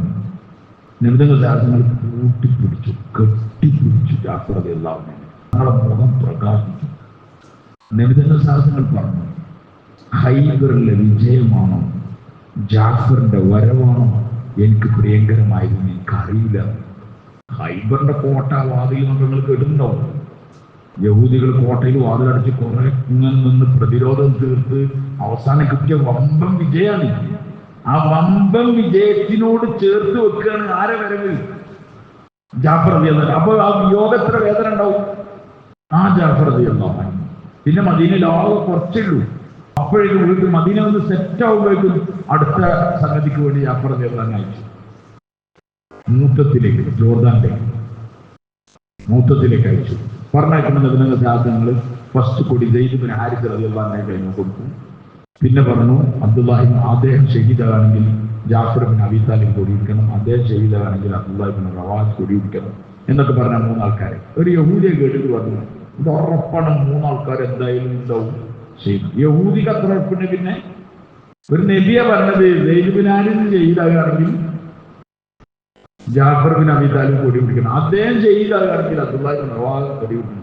അബ്ദുല്ലാഹി ഇബ്നു റവാഹ കൊടി പിടിക്കുകയാണെങ്കിൽ മുസ്ലിമീങ്ങൾ ഒരാളെ തെരഞ്ഞെടുക്കണം. അപ്പൊ പിന്നെ ഇതൊക്കെ സംഭവിക്കൂലേ? എന്നിട്ട് ജാഫർ റളിയല്ലാഹു അൻഹു വീട്ടിലേക്ക് വരികയാണ്. ജാഫർ റളിയല്ലാഹു അൻഹു മരിക്കുന്ന സമയത്തിനെ പറ്റി രണ്ട് അഭിപ്രായം. ഒന്ന്, അദ്ദേഹത്തിന് 33 വയസ്സായിരുന്നു. ബഹുഭൂരിഭാഗം പണ്ഡിതന്മാരുടെ അഭിപ്രായത്തിൽ 40-41 വയസ്സായിരുന്നു.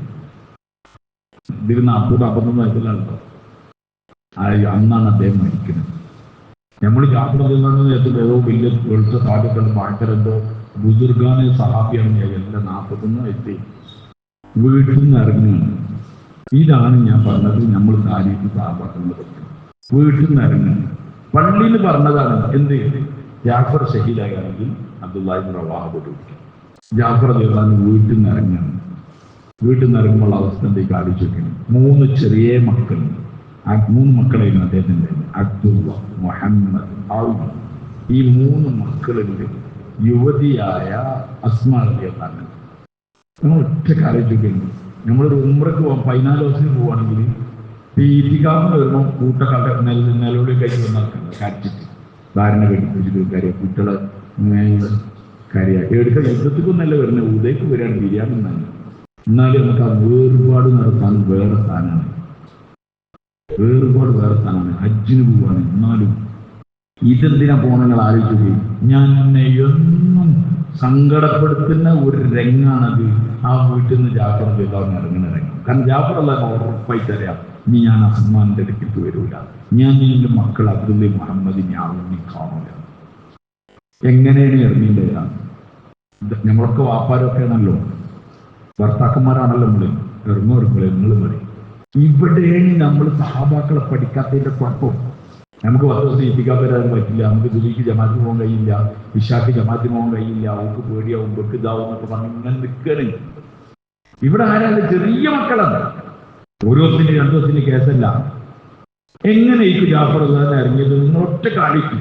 സെയ്ദ് ഇബ്നു ഹാരിസ് റളിയല്ലാഹു അൻഹു എങ്ങനെയൊക്കെ വരെ ഇറങ്ങിയിട്ടുണ്ടാകാം. അബ്ദുല്ലാഹി ഇബ്നു റവാഹ റളിയല്ലാഹു അൻഹു എങ്ങനെയൊക്കെ ഇറങ്ങിയിട്ടുണ്ടാകാം. ഇവര് പോയ സ്വർഗത്തിലല്ല ഇപ്പൊ ഈ നമ്മളും പോന്നിട്ട് ജാഫർ റളിയല്ലാഹു അൻഹു പറയുന്നത് ഇറങ്ങി. ഇനി എവിടുന്ന് കാണാം? സ്വർഗത്തിൽ നിന്ന് കാണാം. ഏതൊക്കെ ഇറങ്ങിയാലും നിങ്ങളാടി മൂത്തത്തിലെത്തി സെയ്ദ് ബിൻ അലി ഷഹീദായി. ഉടനെ പതാക മുസ്ലിമീങ്ങൾ ജാഫർ ബിൻ അബീ താലിബിന്റെ കയ്യിൽ. ജാഫർ റളിയല്ലാഹു അൻഹു ഒന്ന് ഖുറൈശിയാണ്, നിങ്ങളെ ചോരയാണ്. അതുകൊണ്ട് കൊടി പിടിച്ച് ശക്തമായി സൈന്യത്തിനെതിരെ പോരാടുമ്പോൾ അദ്ദേഹത്തിന്റെ വലത്തെ കൈക്ക് വെട്ടുകൊണ്ട് അത് അറ്റുപോയി. അപ്പൊ അദ്ദേഹം കൊടി ഇടച്ച കൈക്ക് പിടിച്ചു, അതും വെട്ടു. അപ്പോൾ ജാഫർ തന്നെ രണ്ട് കൈയില്ല എന്ന് പറഞ്ഞാൽ മുറിവേറ്റി രക്തം ഒളിച്ചുകൊണ്ടിരിക്കുകയാണ്. അള്ളാഹുവിന്റെ കയ്യിൽ നിന്ന് ഓടില്ല ചെയ്യുന്നത്. ഇസ്ലാമിന്റെ പതാക താഴെ ഉയരുത് എന്ന് പറഞ്ഞ ഇങ്ങനെ ചേർത്ത് വെച്ച് ഇരുഭുജങ്ങൾ ചേർത്ത് നെഞ്ഞിൽ പിടിച്ച് പൊന്തിച്ച് നിൽക്കുകയാണ്. അപ്പം അദ്ദേഹത്തിന്റെ മധ്യഭാഗത്ത് വെട്ടി 80 ചില്ലാനം മുറിവുകൾ ഉണ്ടായിരുന്നു ജാഫർ ബിൻ അബീ താലിബ് റളിയല്ലാഹു അൻഹു. എന്തിനാ അദ്ദേഹം ജീവിച്ചു? നിങ്ങളൊക്കെ കാണിച്ചു. 44 വയസ്സ്, അല്ല 41 വയസ്സ്, അല്ലെങ്കിൽ 40 വയസ്സ്. ഒരു വലിയ ജീവിതം തീർന്നിട്ട് പോവാണ്. വലിയ ജീവിതത്തിനാണ് 40 കൊല്ലം തന്നത്. അതിന്റെ ഇടയിലാണ് ഈ സ്വർഗ്ഗക്കോർ നേടിയെടുക്കുന്നത്. മൂത്തത്തിന്റെ വിവരങ്ങളായിട്ട് വന്നു. ഷഹീദായ കാലം ഏതായാലും അറിയല്ലോ. മൂത്തത്തിന് ആൾക്കാർ വരുന്നുണ്ട് എന്ന് പറഞ്ഞപ്പോൾ വീട്ടിൽ ഭയങ്കര സന്തോഷം. ഹജ്ജിന് കഴിഞ്ഞ് വരുന്ന ആളമായിട്ടുണ്ടാവും. സ്വാഭാവികം. നമ്മളൊക്കെ വരുന്ന വരുമ്പോൾ ഇതിക്കാൻ കഴിഞ്ഞ് വരുന്നുണ്ട്, കുട്ടികൾ ഭയങ്കര സന്തോഷിക്കും. ഇതേപോലെ സന്തോഷിച്ച് കുട്ടികൾ നിൽക്കുകയാണ്. അസ്മാ റളിയല്ലാഹു അൻഹ മാവ് കുഴച്ചിട്ട് ഭക്ഷണം ഉണ്ടാക്കുകയാണ്. അപ്പോഴാണ് നബി സല്ലല്ലാഹു അലൈഹി വസല്ലം വീട്ടിലേക്ക് വന്നത്. നബി സല്ലല്ലാഹു അലൈഹി വസല്ലം തങ്ങൾ അസ്മാ റളിയല്ലാഹു അൻഹ ചോദിച്ചു, ഇവിടെ മക്കളെവിടെ, കുട്ടികളെവിടെ ചോദിച്ചു. അപ്പോൾ ഒരു കളിച്ചു കൊടുക്കാൻ വാപ്പവരല്ലേ. ഏറ്റവും സന്തോഷമുള്ള കളിയുടെ ഇടയിൽ നബി തങ്ങളോട് വിളിച്ചു. അപ്പോൾ ഓടി വരികയാണ്. ഒരു അറബി താരീഖിൽ ഒരു സംഭവം ഇങ്ങനെ എഴുതിയിട്ടുണ്ട്. ഇങ്ങനെ കണ്ണുകൊണ്ട് കാണുമ്പോൾ ആ എഴുത്തുകാരൻ, ആ മുഅല്ലിഖ്, അയാൾ എഴുതിയിട്ടുണ്ട്, ഓരോ കുട്ടിയും ഓടുന്നത് ഞാൻ ആദ്യം അല്ലാഹുവിന്റെ റസൂൽ സ്വല്ലല്ലാഹു അലൈഹി വസല്ലം എത്തണം എന്ന് വെച്ച് കളിന്റെ ഇടയിൽ ഓടി വരികയാണ്. നബി തങ്ങൾ അവിടെ ഇരുന്നു. എന്നിട്ട് ഇങ്ങനെ ഓടി വരുന്ന കുട്ടികളെ ഇങ്ങനെ പിടിച്ചു. 3 കുട്ടികളാണ്, അബ്ദുള്ള, മുഹമ്മദ്, അവൻ തന്നെ. 3 ആളിൽ ചേർത്ത് ഞങ്ങളിങ്ങനെ പിടിച്ചു. ആ കുട്ടികൾ നബി തങ്ങൾ ഞങ്ങളോട് ചോദിച്ചു, ഞങ്ങളെ വാപ്പയുടെ മുഖങ്ങനെ തിരിച്ചു. അതിൽ ഞങ്ങൾ കാര്യം കുട്ടികളല്ലേ ഞങ്ങളെ വാപ്പയുടെ അല്ലാതെ ഈ ഭാഗത്ത് ഞങ്ങൾ കാര്യം. അസ്മാ റളിയല്ലാഹു അൻഹ പറഞ്ഞ ബന്ധങ്ങൾ വന്ന് ചോദിച്ചപ്പോൾ തന്നെ എന്റെ മനസ്സിനുള്ളിൽ ഉണ്ടായിട്ടുണ്ട്, ജാഫർ ഷഹീദായി പോയിട്ടുണ്ടാവോ. പക്ഷേ ഷഹീദായി എന്ന് കേൾക്കാൻ എനിക്ക് കഴിയാത്തതുകൊണ്ട് ഞാൻ ജാഫറിന്റെ അവസ്ഥ എന്താന്ന് ആരോട് ചോദിച്ചില്ല. നബി തങ്ങളോട് ചോദിച്ചില്ല എന്ന് അസ്മാ റളിയല്ലാഹു അൻഹ പറയുന്നു. ആ വരവ് കണ്ടപ്പോൾ തോന്നിയത് എന്തോ സംഭവിച്ചിട്ട് സമാധാനിപ്പിക്കാൻ വരികയാണെന്ന് മനസ്സിലായി. പക്ഷെ അത് തങ്ങളുടെ ആ നാവിന്ന് അത് ഷഹീദായി എന്ന് കേൾക്കാനുള്ള പ്രാണില്ല ആർക്ക്. ഓരോന്ന് ഇരുമ്പോണ്ടുണ്ടാക്കിയ മനുഷ്യന്മാരല്ല. അവർക്ക് നമ്മളൊക്കെ ഉണ്ടാക്കിയതുപോലെ മജ്ജയും മാംസവും കരളും ഹൃദയവും ചിന്തയും വികാരവും വിചാരക്കുള്ള പ്രാണും കൊണ്ടാണ് ഇവർ. നിബിധങ്ങൾ ആ കുട്ടികളോട് പറഞ്ഞു, മക്കളെ, ഇന്ന് മുതൽ നിങ്ങളൊപ്പം അള്ളാന്റെ റസൂലായ ഞാനാണ്. തങ്ങളെ മക്കളെ ചേർത്ത് പിടിച്ചു. അള്ളാഹുന്റെ റസൂലായ ഞാനാണ് നിങ്ങളെ വാപ്പ. ഇത് പറഞ്ഞു കേട്ടിട്ട് അസ്മാ റളിയല്ലാഹു അൻഹ ബോധം കിട്ടുന്ന മാവ് വെച്ചുകൊണ്ടിരിക്കുന്നത്. ഒരു ബോധത്തിൽ വന്നു. നബിതങ്ങൾ ശാസനങ്ങൾ സമാധാനാക്കി. നിങ്ങൾക്ക് നിങ്ങളപ്പനെ കാണണം, നിങ്ങൾക്ക് എൻ്റെ ഭർത്താവിനെ കാണണം. ഭർത്താവ് സ്വർഗത്തിലെ പച്ചക്കിളികളെ കൂട്ടത്തിൽ പാറുന്നുണ്ട്. ജാഫർ തയ്യാറാണ്, പറക്കണ ജാഫർ നിങ്ങൾക്ക് കാണണമെന്ന് ചോദിച്ചു. അസ്മാ റളിയല്ലാഹു അൻഹ പറഞ്ഞു, കാണണ്ട അല്ലാഹുവിന്റെ റസൂൽ, അല്ലാഹുവിന്റെ റസൂൽ പറഞ്ഞാൽ മതി. ഒരു പക്ഷേ എൻ്റെ കണ്ണ് കളവാക്കിയേക്കാം, അങ്ങയുടെ നാവ് കളവാവൂലല്ലോ എന്ന് പറഞ്ഞു. ഒരു കുടുംബം ഒരു കുടുക്കം. അത് ഇന്നലെ പറഞ്ഞത്, കൈകൾ നിന്ന് രക്തം കസ്തൂരിയുടെ വാസനയായിട്ട് കരങ്ങളില്ലാതെ ഇങ്ങനെ വരുന്നുണ്ടാവും. ആര്? ജാഫർ നാളെ അശ്രയി. അവിടെ ഞാനും എന്താ കാണിക്കാൻ ഒറ്റ കാര്യം. നമ്മളിവിടെ ഏതോ ആൾക്കാരെ കണ്ടിട്ട് അവരെക്കാൾ ദീനുണ്ടെന്ന് പറഞ്ഞ് നടക്കുക. നമ്മൾ പറയുന്നത് നമുക്ക് ഭാര്യമാരുടെ കടമില്ല എന്നൊക്കെ ചോദിക്കാൻ.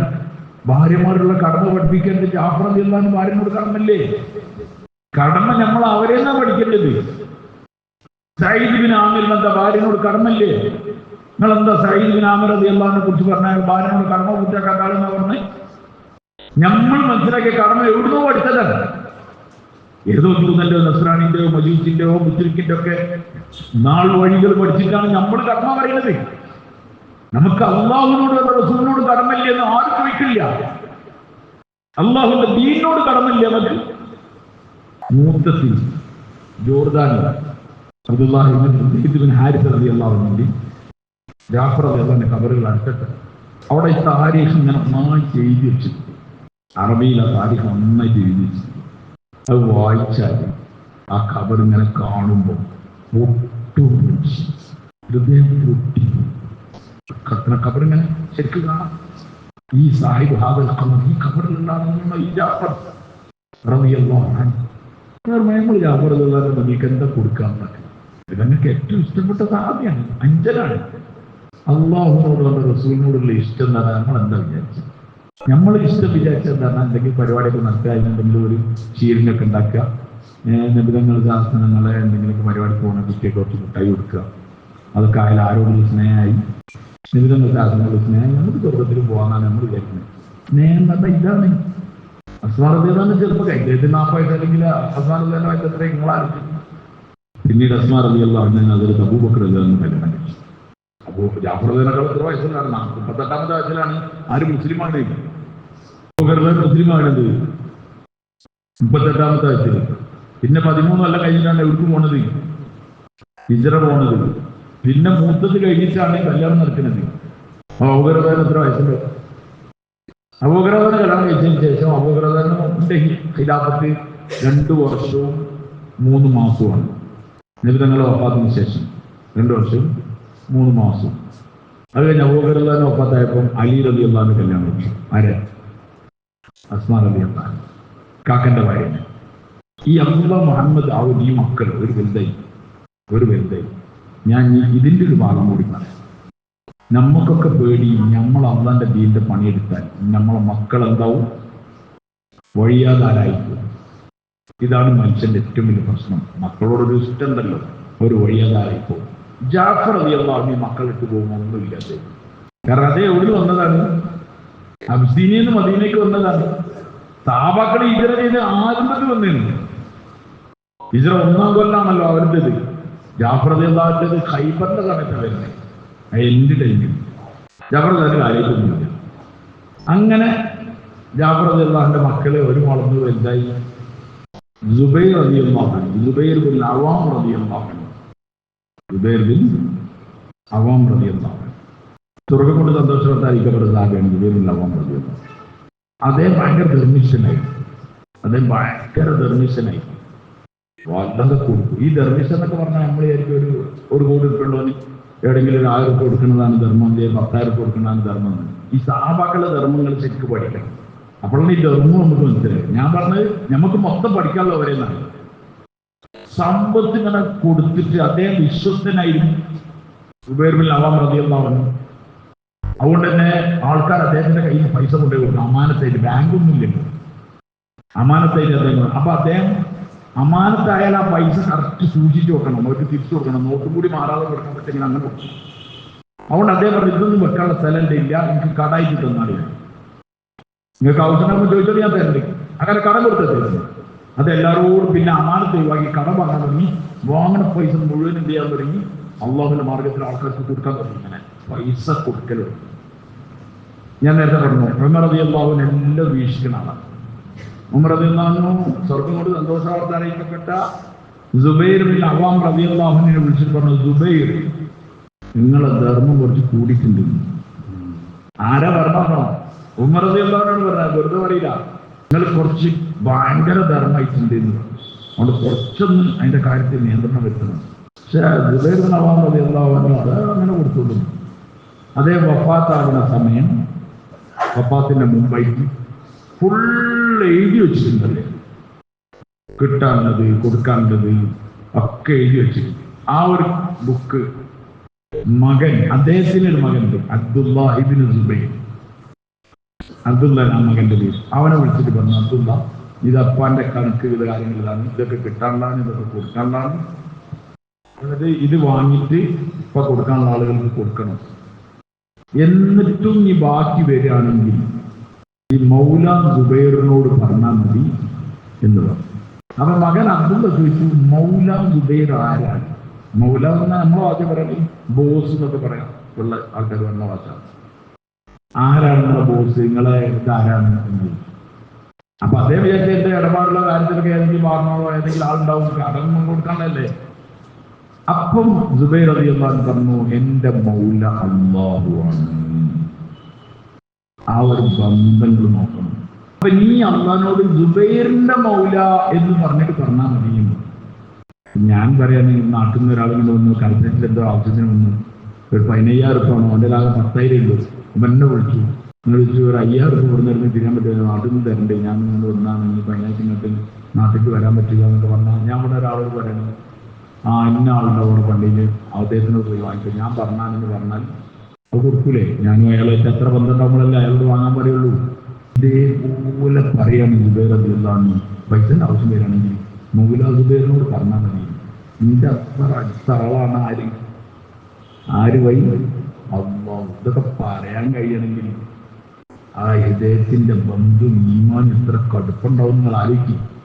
അങ്ങനെ അബ്ദുല്ലാഹി ഇബ്നു സുബൈർ റളിയല്ലാഹു അൻഹു ഇങ്ങനെ ബുക്ക് പഠിക്കുക, ആൾക്കാർക്ക് കൊടുക്കാണ്ട് കൊടുത്തുകൊണ്ടിരിക്കുക, പിന്നെ കിട്ടാനുള്ളത് കൊണ്ടുതന്നെ വാങ്ങുക. ഇങ്ങനെ പോകുന്നതിൻ്റെ ഇടയിൽ നമ്മളുടെ ജാഫർ റളിയല്ലാഹു അൻഹുവിന്റെ മകൻ ഒരു അബ്ദുള്ള കുട്ടിയായിരുന്നു. ആ അബ്ദുള്ളനെ ഇങ്ങനെ പോണ കണ്ടപ്പോൾ അബ്ദുള്ള നിൽക്കുകയാണ്. ഇപ്പൊ 2 അബ്ദുള്ളമാരായി, അബ്ദുല്ലാഹി ഇബ്നു സുബൈർ, അബ്ദുല്ലാഹി ഇബ്നു ജാഫർ, 2 അബ്ദുള്ളമാരാണ്. ഒരു അബ്ദുള്ള മറ്റേ അബ്ദുള്ളനെ പറഞ്ഞു, സുബൈർ എല്ലാവരും പറഞ്ഞു, അബ്ദുള്ള പറഞ്ഞു ഇബ്നു സുബൈർ എന്ന് പറയാൻ പറ്റും. ഇബ്നു സുബൈർ ഇബ്നു ജാഫറിനോട്, ജാഫർ തന്നെ മോൻ അബ്ദുള്ളനോട് പറഞ്ഞു, അബ്ദുള്ള ഈ എൻ്റെ ഉപ്പാക്ക് 1,00,000 ദിർഹം കൊടുക്കാനുണ്ട് എന്ന് എൻ്റെ ഉപ്പാന്റെ ബുക്കിലുണ്ട് കേട്ടോ എന്ന് പറഞ്ഞു. അപ്പം അബ്ദുല്ലാഹി ഇബ്നു ജാഫർ റളിയല്ലാഹു പറഞ്ഞു, അബ്ദുള്ള എനിക്ക് എപ്പോഴും ആവശ്യമില്ല, ഞാൻ ചോദിച്ചോ എപ്പോഴാണെങ്കിൽ ഇപ്പം തരാം, എപ്പോഴാണ് ആവശ്യമുള്ളത് ഈ ചോദിച്ചോണ്ട്. അല്ല, ഞാൻ സൂചിപ്പിക്കുന്നത് മാത്രം അവിടെ ഉണ്ടായാൽ മതി എന്നുള്ള അർത്ഥത്തിൽ പറഞ്ഞു പോയി. ഈ ബുക്ക് ഇടയ്ക്കിടയ്ക്ക് ഇങ്ങനെ മറിച്ചു നോക്കണം ആർക്ക്? അബ്ദുല്ലാഹി ഇബ്നു സുബൈർ റളിയല്ലാഹു അൻഹു. അങ്ങനെ മറിച്ചു നോക്കുന്നതിൻ്റെ ഇടയിൽ ഒരു ദിവസം അദ്ദേഹം നോക്കുമ്പോൾ അബ്ദുല്ലാഹി ഇബ്നു ജാഫറിന് വാപ്പ അങ്ങോട്ട് കൊടുക്കാനുള്ളത്. നിങ്ങൾ ആലോചിക്കല്ലേ, അബ്ദുല്ലാഹി ഇബ്നു സുബൈർ മാറിപ്പോയതാണ്, വാപ്പ അങ്ങോട്ട് കൊടുക്കാനുള്ളതാണ്. നമ്മളൊക്കെ ആണെങ്കിൽ എന്തെങ്കിലും പറയില്ലേ, നിങ്ങൾക്കറിയില്ലേ, പൈസ തരുക പറഞ്ഞാൽ ഇനി ഞാൻ അനക്ക് അങ്ങോട്ട് തരണല്ലേ, വാപ്പന്റെ അതേ മോനാണല്ലോ പോയി ചാവൊന്നും പറയില്ല. എന്താ പറഞ്ഞറിയോ, അനക്ക് എപ്പോഴും ആവശ്യമില്ല വാങ്ങിക്കോ.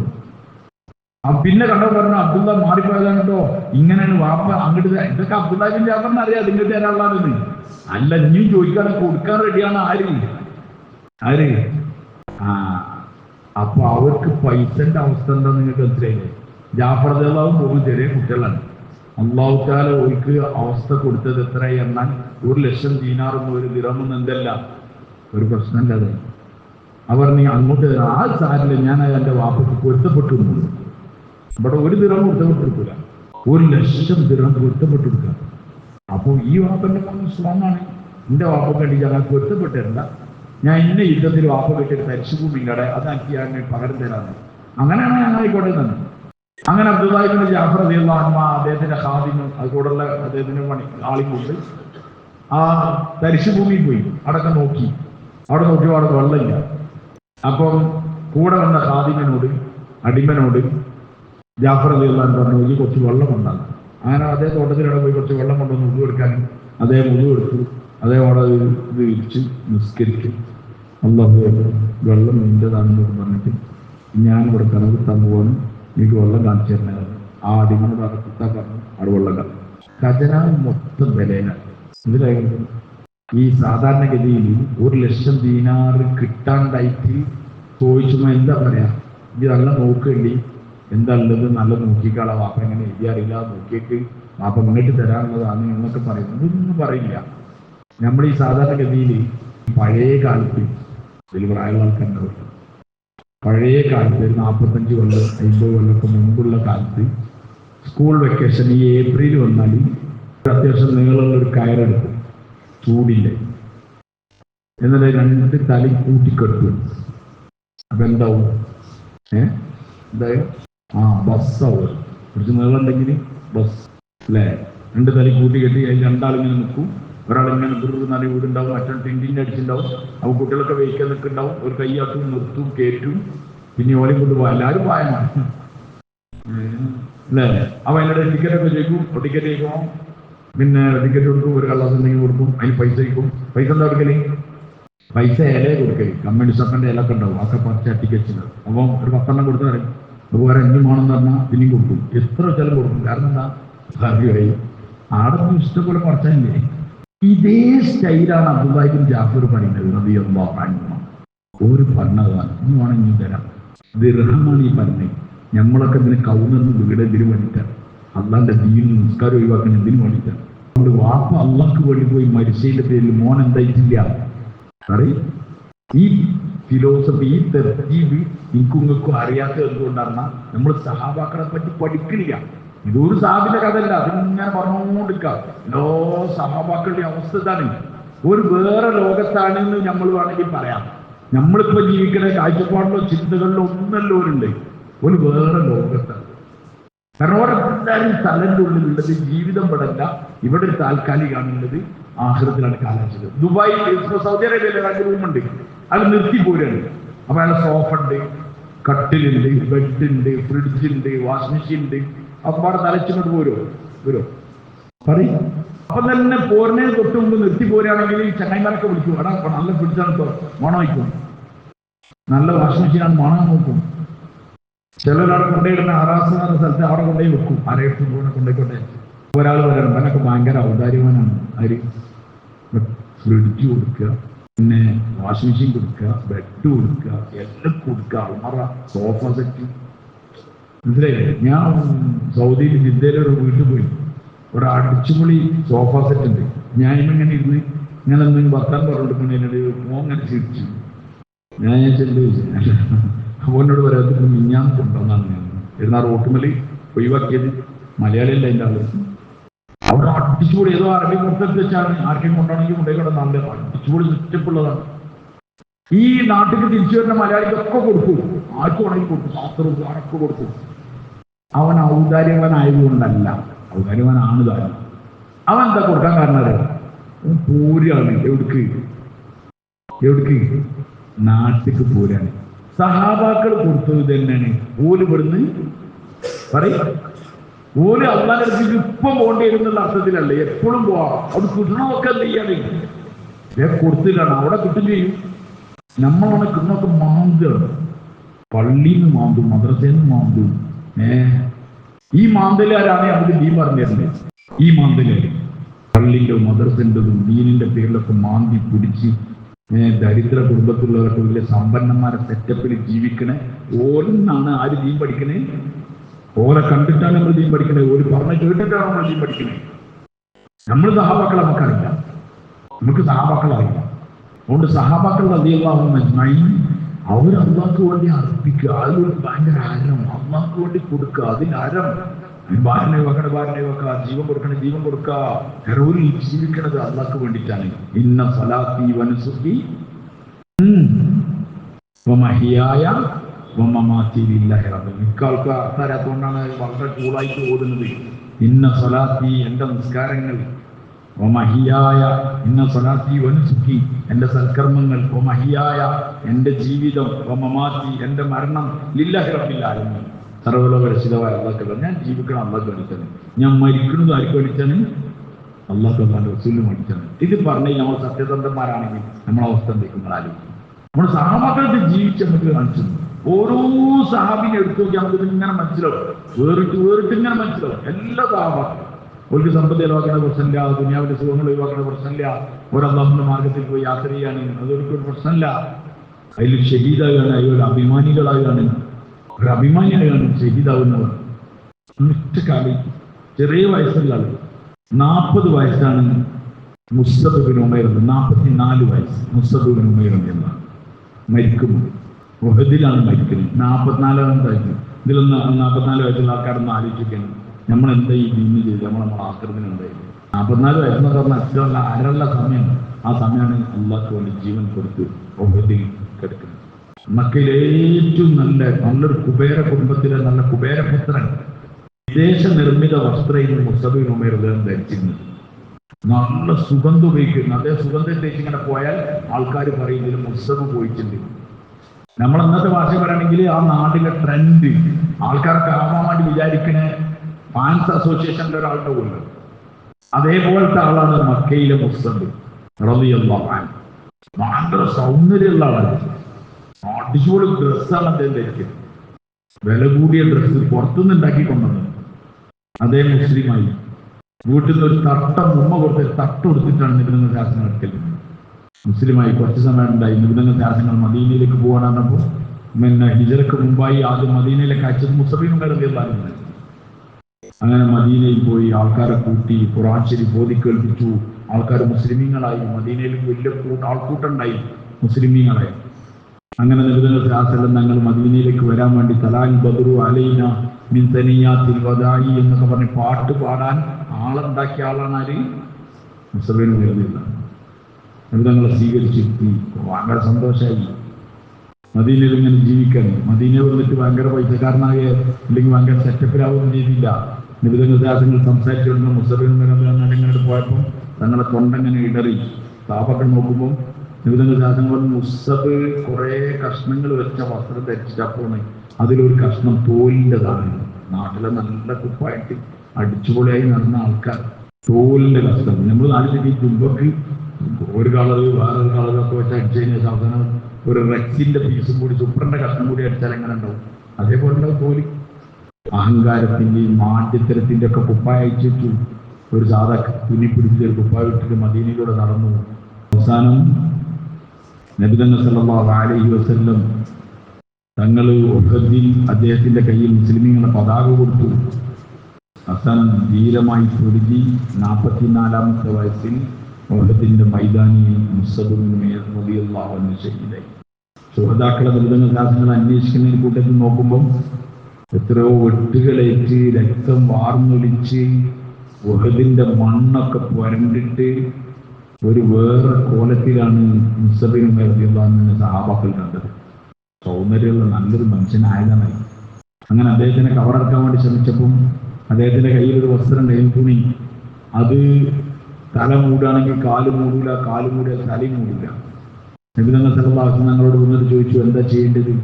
അപ്പൊ നബിതങ്ങൾ സാധനങ്ങൾ പറഞ്ഞു തുണി കൊണ്ട് തല മൂടി കാല് ഇൽഹർ എന്ന് പറഞ്ഞ മദീനയിൽ ആ പുല്ലുണ്ടല്ലോ, ആ പുല്ലുകൊണ്ട് പൊതിയ എന്നൊരു കവറിലേക്ക് വെക്കുക. ഇന്ന് ഉംറക്ക് പോകണമെന്നോ ഹജ്ജിന് പോകണമെന്നൊക്കെ ആ ഉഹദിന്റെ താഴ്വരയിൽ പോവാറുണ്ട്. നമ്മൾ ഒറ്റ ആലോചിച്ച് നോക്കണം. ഒരു 44 വയസ്സുള്ള ഒരു ചെറുപ്പക്കാരൻ, ഏറ്റവും നല്ല വസ്ത്രം ധരിച്ചിരുന്ന ഒരു ചെറുപ്പക്കാരൻ ഭൂമിയിൽ നിന്ന് അല്ലാഹുവിലേക്ക് ചെന്ന് ചേരുമ്പം ഒരു തുണി കഫൻ പോലും പൂർണ്ണമായില്ലാത്ത അവസ്ഥയിൽ പുല്ലിൽ പൊതിഞ്ഞു പോയ ആളാണ് മുസ്അബ് ബിൻ ഉമൈർ. നമുക്ക് ഇനി ആരാ മാതൃക വേണ്ടത്? നിങ്ങളറിയിക്കും.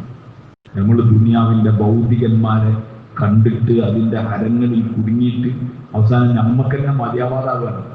ദുനിയാവും മതിയാവില്ല നമുക്ക്. അതുകൊണ്ട് സാർമാരെ ഞങ്ങളോട് പറഞ്ഞുകൊണ്ടിരിക്കുന്ന കാര്യം ഇന്ന് എല്ലാ സെറ്റപ്പുള്ളതാണ്. നിങ്ങൾ സഹാബാക്കളെ പഠിക്കും. സഹാബാക്കളെ പഠിക്കുമ്പോൾ നമുക്ക് കണ്ണീരല്ലാതെ ഓർമ്മയുണ്ടാവില്ല. ഓരോട് ഇഷ്ടം കൂടും. ഞാനിടയ്ക്ക് ഒഴിവുണ്ടാകുമ്പോൾ ഞാൻ ആലോചിക്കും, സ്വർഗത്തിലെത്തിയാൽ എൻ്റെ ഏറ്റവും വലിയ ഇഷ്ടം സഹാബാക്കളെ കാണാം. കാരണം ഞാൻ ഓരെങ്ങനെ വായിക്കുമ്പോൾ ഓരെ കാണാനാണ് പൂജയാണ്. ഉമർ റളിയല്ലാഹുവിന്റെ കൂടെ പോയി നിൽക്കണം, മുസ്അബ് റളിയല്ലാഹുവിന്റെ കൂടെ പോയി നിൽക്കണം, ജാഫർ റളിയല്ലാഹുവിന്റെ കൂടെ പോയി നിൽക്കണം. എന്നിട്ട് ഓരോട് അന്നത്തെ രംഗം ചോദിക്കണം. നമ്മൾ ദുനിയാവിന്റെ ആരം കണ്ടിട്ട് നമുക്ക് പാല് ദേഹമാണെന്ന് പറഞ്ഞാൽ ഇപ്പോഴും നമ്മൾ നിൽക്കണം. നമുക്ക് ഇവരെ അറിയില്ല. ഈ ദീൻ ഈ നാട്ടിൽ പച്ച പിടിച്ച് നിൽക്കാനാണ് ഓരോരോ ഭാര്യമാരെയും മക്കളെയും കുടുംബത്തിനൊക്കെ വിട്ടത്. ഇന്ന് ഈ ദീൻ ഇതേപോലെ നശിപ്പിക്കപ്പെട്ടുകൊണ്ടിരിക്കുകയാണ്. മുസ്ലിമീങ്ങളുടെ വീട്ടിൽ മുർത്തദ്ദായ അള്ളാഹു നിഷേധിക്കുന്ന മക്കൾക്ക് 5 വക്ത് നിസ്കരിക്കണ വാപ്പാര് തിന്നാൻ കൊടുത്ത് പോറ്റിക്കൊണ്ടിരിക്കുന്ന കാലം നമ്മൾ നേരെ കണ്ണുകൊണ്ട് കാണുകയാണ്. ആദ്യം അവിടെ ബ്രസീലിൽ മുർത്തദ്ദായി, മറ്റോടത്ത് മുർത്തദ്ദായി എന്നൊക്കെ കേൾക്കലുണ്ട്. ഇന്ന് നമ്മളൊക്കെ അള്ള കാക്കട്ടെ നമ്മളൊക്കെ പെരയിൽ മുർത്തദ്ദുകൾ ഉണ്ടാകുകയാണ്, അള്ളാഹിനെ നിഷേധിക്കുന്നവരുണ്ടാകുകയാണ്. എന്നിട്ട് നമ്മൾക്കിപ്പോൾ നമ്മളെ ദുനിയാവാണ് വേണ്ടത്. നമുക്കിപ്പോഴും നമ്മളെ ദുനിയാവാണ് വേണ്ടത്. നല്ല ഉഷാറ് ഫുഡ്, നല്ല വണ്ടി, നല്ല സെറ്റപ്പ് നമ്മൾ ആലോചിക്കും. അതുകൊണ്ട് സഹാബാക്കളെ പഠിക്കുമ്പോൾ നമുക്ക് മനസ്സിലാവും. ഒരു ദീൻ നിലനിർത്താൻ വേണ്ടി എത്ര ത്യാഗം ചെയ്തിട്ടുണ്ട്. അവരുടെ ഭാര്യമാരെ വിട്ടു, മക്കളെ വിട്ടു, എന്നേക്കുമായി വിട്ടു. നമ്മളോട് ഒരു 40 പോകാൻ പറ്റുമെങ്കിൽ നമ്മളോട് പറ്റില്ല. ഭാര്യയും മക്കളോട് കടമല്ലേ നിൽക്കും, അവരോടുള്ള കടമായി. അള്ളാഹുവിനോട് നമ്മൾ സമാധാനം പറയണ്ടേ? അള്ളാഹിന്റെ ദീൻ നഷ്ടപ്പെട്ടതിന് നമ്മൾ ആരോട് സമാധാനം പറയണ്ടേ? നമ്മൾ ജീവിച്ചിരിക്കും. അബൂബക്കർ റളിയല്ലാഹു അൻഹു പറഞ്ഞില്ലേ, നബിതങ്ങൾ സല്ലല്ലാഹു അലൈഹി വസല്ലം തങ്ങൾ വഫാത്തായി മദീനയിൽ ഒരു കലുഷിതമായ അന്തരീക്ഷം ഉണ്ടായി. ചില ആൾക്കാർ പറഞ്ഞു ഞങ്ങൾ ഇനി സക്കാത്ത് തരൂല എന്നൊക്കെ പറഞ്ഞു. കുറെ ഭാഗത്ത് യമാമന്റെ ഭാഗത്ത് നിന്ന് കള്ളപ്രവാചകം വന്നു. കുറെ അങ്ങോട്ടും ഇങ്ങോട്ടും ആകെ ഒരു പ്രശ്നം. നബിതങ്ങൾ തങ്ങൾ വഫാത്തായിട്ടേയുള്ളൂ. അബൂബക്കർ വീണ്ടെടുത്തു ധൈര്യം. അബൂബക്കർ റളിയല്ലാഹു അൻഹു പറഞ്ഞു, വല്ലാഹി ലൗ ഖാതിലന്ന മൻ ഫറഖ ബൈന സ്വലാത്തി വസ്സകാത്ത്, നിസ്കാരത്തിന്റെയും സക്കാത്തിന്റെ ഇടയിൽ വേർതിരിവ് കാണിക്കുന്നുണ്ട് അല്ലാഹുവിനെ ഞാൻ യുദ്ധം ചെയ്യും. ലൗ മനഉനി ഖാലൻ കാനു യദ്ദൂനഹു ഫീ സമനി റസൂലില്ലാഹ്, അല്ലാഹുവിന്റെ റസൂൽ തങ്ങളുടെ കാലത്ത് അവർ ഒട്ടകത്തിന് കൊടുക്കും, അതിന്റെ കടിഞ്ഞാൻ കൊടുത്തിട്ടുണ്ടെങ്കിൽ അതിനവർ എനിക്ക് തടയാണെങ്കിൽ കടിഞ്ഞാണിന് വേണ്ടി അബൂബക്കർ യുദ്ധം ചെയ്യും. അല്ലാഹുവിന്റെ ദീനിന്റെ ഒരു കോട്ട പറ്റാൻ ഞാൻ സമ്മതിക്കൂല. ഇതൊക്കെ പറഞ്ഞ് സൈന്യങ്ങളൊക്കെ അയച്ചിട്ട് അബൂബക്കർ താൻ ചോദിച്ചൊരു ചോദ്യം ഇന്നും സ്വർണം കൊണ്ട് എഴുതിയൊക്കെ ചോദ്യമാണ്, ദീൻ കുറവുണ്ടാവുകയും അബൂബക്കർ ജീവിച്ചിരിക്കുകയും ചെയ്യാം എന്നുള്ളത് ഒരിക്കലും ഉണ്ടാവില്ല. അബൂബക്കർ ജീവിച്ചിരിക്കുന്നുണ്ടെങ്കിൽ ദീനിൽ കുറവുണ്ടാവാൻ സമ്മതിക്കൂല. ദീനിൽ കുറവുണ്ടായി എന്നാ പിന്നെ അബൂബക്കർ മരിക്കുക എന്നല്ലാണ്ട് വേറെ പരിപാടിയില്ല. ഞാൻ ജീവിച്ചിരിക്കുക ദീനിൽ കുറവുണ്ടാകുകയാണ്. ഈ ചോദ്യം ചോദിക്കേണ്ട ആൾക്കാരാണ് ഞാൻ നിങ്ങളൊക്കെ. പക്ഷെ നമ്മളെ വീട്ടിൽ നിസ്കരിക്കാത്തവരുണ്ട്, നമ്മളെ അയൽവക്കത്തിൽ നിസ്കരിക്കാത്തവരുണ്ട്, നാട്ടിൽ ഇഷ്ടം പോലെ നിസ്കരിക്കാത്തവരുണ്ട്. ആണും പെണ്ണും, പെണ്ണ് മുസ്ലിം, ആണ് ഹിന്ദു, ആണ് മുസ്ലിം, പെണ്ണ് ഹിന്ദു, ഇങ്ങനെ ജീവിച്ച് മക്കളൊക്കെ ഉണ്ടാക്കി നാട്ടിൽ ഈ കോലത്തിലുള്ള ഈമാനികമായ വിശ്വാസപരമായ മൂല്യച്യുതി നടക്കുമ്പോഴും നമ്മൾ ദുനിയാവിന്റെ എച്ചിലുകൾക്ക് വേണ്ടി വിദേശ രാജ്യങ്ങളിൽ പോയി അവിടുത്തെ സമ്പന്നന്മാർക്ക് വേണ്ടി ദാസ്യപ്പണിയെടുത്തിട്ട് നാട്ടിൽ വന്നിട്ട് മക്കളെയും ഭാര്യയും പോറ്റി വലിയ വിദ്യാഭ്യാസമൊക്കെ കൊടുത്തിട്ട് ഞങ്ങളാണ് ഇവിടുത്തെ ഏറ്റവും വലിയ സെറ്റപ്പിന്റെ ആൾക്കാർ എന്ന് പറയുന്നവർ ഈ സഹാബാക്കളുടെ മുന്നിൽ ഏത് മുഖം കാണിക്കും? അള്ളാഹുവിന് വേണ്ടി ഒരു രാത്രിയെങ്കിൽ രാത്രി അള്ളാഹുവിന്റെ ഭവനത്തിൽ പോയി കടന്നിറങ്ങിയിട്ടുണ്ടോ? നമ്മൾ ഏതെങ്കിലും ഒരു ഗലിയിൽ ഇറങ്ങിയിട്ട് ഇതാ അള്ളാഹ് അനുസരിക്കണം കേട്ടോ, എനിക്ക് നിങ്ങൾക്ക് മരിച്ചു പോകാനുള്ളതാണ് എന്ന് പറയാൻ ഈ ഇരിക്കുന്ന മനുഷ്യന്മാർ ആരാ കൊടുത്തത്? നാളെ അള്ളാഹിന്റെ മുമ്പിൽ പോയി ഏത് മുഖം കാണിക്കും? ഇവിടെ ഈ ഉള്ള ആൾക്കാരെ പോലെയാണ് ആക്രമണം നിങ്ങൾ വിചാരിക്കണ്ടോ? നമ്മൾ എന്തിനാ അവിടെ ജീവിക്കുന്നത്? സുഖിക്കാനാണോ? ഭാര്യ മക്കളെ പോറ്റാനാണോ? അവർക്ക് വലിയ വിദ്യാഭ്യാസം കൊടുക്കാനാണോ? നമ്മൾ അള്ളാന്റെ ദീനിന് വേണ്ടി, അള്ളാഹിനെ തൃപ്തിപ്പെടുത്താൻ വേണ്ടി ജീവിക്കാനുണ്ട്. ഇത് നമ്മളെ ഉള്ളിന്റെ ഉള്ളിൽ അറിഞ്ഞാലേ നമുക്ക് അള്ളാഹ്ക്ക് വേണ്ടിയിട്ട് സമയം ചെലവാക്കാൻ പറ്റുള്ളൂ, അള്ളാഹ്ക്ക് വേണ്ടി സമ്പത്തും ചെലവാക്കാൻ പറ്റുള്ളൂ. അല്ലെങ്കിൽ കയ്യിൽ അല്ലെങ്കിൽ ചെയ്യുന്നവനെ കണ്ടാൽ പൊട്ടാപ്പിരാന്താന്ന് പറഞ്ഞ് നിൽക്കും. അതുകൊണ്ട് ഞങ്ങളോട് വ്യക്തമായി ഈ റമദാൻ മുബാറക്കിൽ നോമ്പ് നോറ്റ് അള്ളാഹുവിന്റെ പള്ളിയിൽ ഞങ്ങളോട് പറയാണ്, എന്തിൽ നിങ്ങളിൽ കടമയാണ് മനുഷ്യരാശി അള്ളാഹുവിന്റെ ദീൻ വിട്ടു പോകുമ്പോൾ ഒരു കൈക്ക് പിടിക്കാനും ഒരു അള്ളാഹുലേക്ക് ചേർക്കാനുള്ള പരിശ്രമം ചെയ്യാം. വേറൊന്നും നമ്മളോട് കഴിയില്ല. ഒരാളെ തിരിച്ചു കൊണ്ടുവരാനോ ഒരാൾക്ക് തീ കയറ്റി കൊടുക്കാനോ നമുക്ക് കഴിയില്ല. പറയാനും അതിന്റെ നന്മയുടെ വഴി കാണിച്ചു കൊടുക്കാനും എനിക്കും കഴിയും. അവിടെ ഇഷ്ടമുണ്ടെങ്കിൽ അംഗീകരിച്ചോട്ടെ, പക്ഷെ ഞാൻ പണിയെടുത്തിരുന്ന ആളോട് പറയാൻ പറ്റും. അവിടെ സാർമാരെ സ്നേഹമാരെ ഈ ജീവിതം തീരുന്നതിന് മുമ്പ് 40-44 കഴിഞ്ഞു. ഹബ്ബാബ് റളിയല്ലാഹു അൻഹു പറയുന്നുണ്ട്, ഇസ്ലാമിന്റെ ആരംഭത്തിൽ ഇസ്ലാം സ്വീകരിച്ച് പീഡനങ്ങളുടെ മേൽ പീഡനം സഹിച്ച ആളാണ് ഹബ്ബാബ് റളിയല്ലാഹു അൻഹു. ഹബ്ബാബ് റളിയല്ലാഹു അൻഹു അത്ര പീഡനം സഹിച്ചിട്ടുണ്ട്. അദ്ദേഹം ഒരു ഏതോ യുദ്ധത്തിൽ തടവുള്ളിയായി പിടിക്കപ്പെട്ടു. ചെറിയ കുട്ടിയൻ. അദ്ദേഹത്തിന് മൈതാനിയിൽ കൊണ്ടതിന് വിൽക്കാൻ വേണ്ടിയിട്ട് ചന്തയിൽ ഈ എരുമന്റെ കുട്ടികളൊക്കെ ഉണ്ടാവുമല്ലോ വിൽക്കാൻ, പശുവിന്റെ കുട്ടികളൊക്കെ കൊണ്ടാകുന്ന പോലെ ഹബ്ബാബിന്റെ അർത്ഥത്തിന് വിൽക്കാൻ കൊണ്ടുവന്നതാണ്. ഉമ്മു അൻമാർ എന്ന് പറഞ്ഞ സ്ത്രീ, അവര് ഭയങ്കര ചാലാക്കി പെണ്ണാണ്, ഭയങ്കര ദീർഘദൃഷ്ടിയില്ലേ. ആ സ്ത്രീ ഇങ്ങനെ ചന്തയിൽ ഇങ്ങനെ നോക്കി അവർ അടിമനെ വാങ്ങാൻ പോയതാണ്. അപ്പൊ നോക്കുന്ന കോളേജുള്ള ഒരു കുട്ടി അവിടെ, ഒരു അടിമക്കുട്ടി. നബ്ബനെ വാങ്ങാൻ കുറച്ചേറെ നാട്ടിൽ നിന്ന് പോറ്റിയാൽ ഇവനെ നമുക്ക് പറ്റുമെന്ന് പറഞ്ഞിട്ട് അവര് ദീർഘദൃഷ്ടിയോട് കൂടിയിട്ട് ഹബ്ബാബിന് വാങ്ങും. ചെറിയ പൈസ കൂട്ടി ചെയ്യും, വാങ്ങിക്കൊണ്ടുവന്ന് വീട്ടിൽ കൊണ്ടുവന്ന് ഭക്ഷണം കൊടുത്ത് കുറച്ച് പോറ്റി ഉഷാറായി വലുപ്പായപ്പം തൊട്ടടുത്തുള്ള ഒരു ഉലയിൽ ഇരുമ്പ് പണിയെടുക്കുന്ന ഒരു കൊല്ലനെടുക്കൽ കൊണ്ടിട്ട് ഹബ്ബാബിനെ ഏൽപ്പിച്ചു. ഹബ്ബാബ് ആ ചെറുപ്പക്കാരൻ ഈ പണ്ട് പറഞ്ഞ പോലെ നല്ല ബുദ്ധിമാനും സാമർത്ഥ്യമുള്ള കുട്ടികളുണ്ട്. വളരെ കുറഞ്ഞ സമയം കൊണ്ട് കൊല്ലപ്പണി പഠിച്ചു. വാളുണ്ടാക്കാൻ അന്നത്തെ കാര്യമായ കൊല്ലപ്പണി അതാണ്. വാളൊക്കെ ഉണ്ടാക്കി. ഹബ്ബാബിന്റെ വാള് ഫേമസ് ആയി. ഈ മൊബൈലൊക്കെ ഫേമസ് ആണെന്നല്ല, അറബികളിൽ ഭയങ്കര ഇത് കാണിക്കുന്ന സാധനമാണ് എന്ത് വാൾ. അവിടെ നല്ല ഫേമസ് വാൾ ഉണ്ടാക്കിയപ്പോൾ പിന്നെ ആൾക്കാർ വരാൻ തുടങ്ങി. അങ്ങനെ ക്ലൈന്റുകൾക്ക് സാധനം ഉണ്ടാക്കി കൊടുക്കുക, യജമാനത്തി കാശ് ഉണ്ടാക്കുക. അങ്ങനെ നിൽക്കുന്നതിനിടയിലാണ് രണ്ടാൾക്കാർ പതിവിൽ വിപരീതമായി മാന്യന്മാരിൽ മാന്യരായ രണ്ടാൾക്കാർ വാളുണ്ടാക്കാൻ വേണ്ടി വന്നു. അവരുടെ സംസാരം, അവരുടെ എളിമ, അവരുടെ സ്വഭാവ രീതി ഇതൊക്കെ ഹബ്ബാബിന് ഹടാതെ ആഗ്രഹിച്ചു.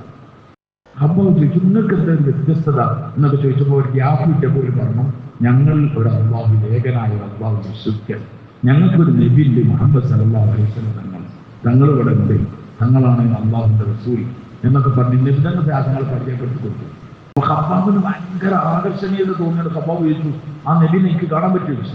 ഉടനെ കാണാൻ പറ്റുമോ? ഈ നബിതിലെ പോലെ എന്നൊക്കെ പറഞ്ഞ് അങ്ങനെ നബിതങ്ങളുടെ ത്യാഗങ്ങളെ പോയി മുട്ടിച്ചു കൊടുത്തു.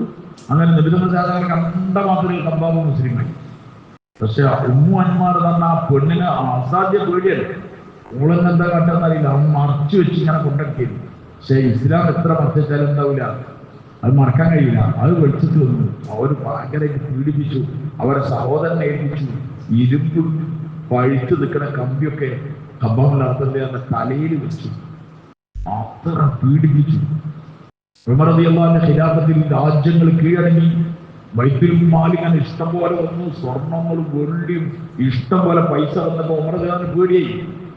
ഉമർ റളിയല്ലാഹു പറഞ്ഞു, ഇതൊരു നല്ല കാര്യമാണെങ്കിൽ എന്റെ മുൻഗാമികളായ നബിതങ്ങൾക്ക് അബൂബക്കർ കൊടുക്കണമായിരുന്നു. ഇത് അത്ര നല്ല കാര്യമല്ലാന്ന് എനിക്ക് മനസ്സിലാക്കിയത്, ഞാൻ ഇതിന് കുടുംബം എന്ന ബോധത്തിൽ ഉമർ റളിയല്ലാഹു കരഞ്ഞുകൊണ്ടിരിക്കൽ. അങ്ങനെ ഉമർ റളിയല്ലാഹു അതിന്റെ ആ ഒരു കറ പോകാൻ വേണ്ടിയിട്ട് പഴയ സഹാബാക്കളെ വിളിച്ചു. കുറച്ച് ആൾക്കാരെ വിളിച്ചിട്ട് അവരോട് പറഞ്ഞു, നിങ്ങൾ ഇസ്ലാമിന് വേണ്ടി ചെയ്ത ത്യാഗങ്ങളൊക്കെ ഒന്ന് പറയല്ലേ, മനസ്സിന് സമാധാനമാണ്. അങ്ങനെ ഓരോ സഹാബാക്കൾ അവർ ചെയ്ത ത്യാഗങ്ങളും ഉപദ്രവങ്ങളും ഒക്കെ പറഞ്ഞു. ഹബ്ബാബിന്റെ ഊഴെത്തിയപ്പം ഹബ്ബാബിന്റെ അറത്ത് റളിയല്ലാഹു അദ്ദേഹത്തിന്റെ വസ്ത്രം ഇങ്ങോട്ട് ഉയർത്തി ഇങ്ങനെ കാണിച്ചു കൊടുത്തു. അപ്പൊ അദ്ദേഹത്തിന്റെ മുതുക് നട്ടലിന്റെ അവിടെ ഇങ്ങനെ ദോരം പോലെ ഗുഹ പോലെ നിൽക്കുന്നുണ്ട്. ഉമർ പറഞ്ഞു, മതി മതി മതി, എന്താ ഹബ്ബാബെന്ന് ചോദിച്ചു. അവൻ പറഞ്ഞു, എന്നെ തീക്കണൽ കൂട്ടിയിട്ട് അതിലെന്നെ വലിക്കുമായിരുന്നു. എന്റെ രക്തവും എന്റെ മാംസവും ഉരുകി ഒലിച്ചിട്ടായിട്ട് ആ തീക്കണൽ കെട്ടിയിരുന്നത് എന്ന്. അത്ര പീഡനം സഹിച്ചു. ഒരു മെഴുകുതിരി ഉറ്റിയാലിനോട് അത് താങ്ങാൻ കഴിയില്ല.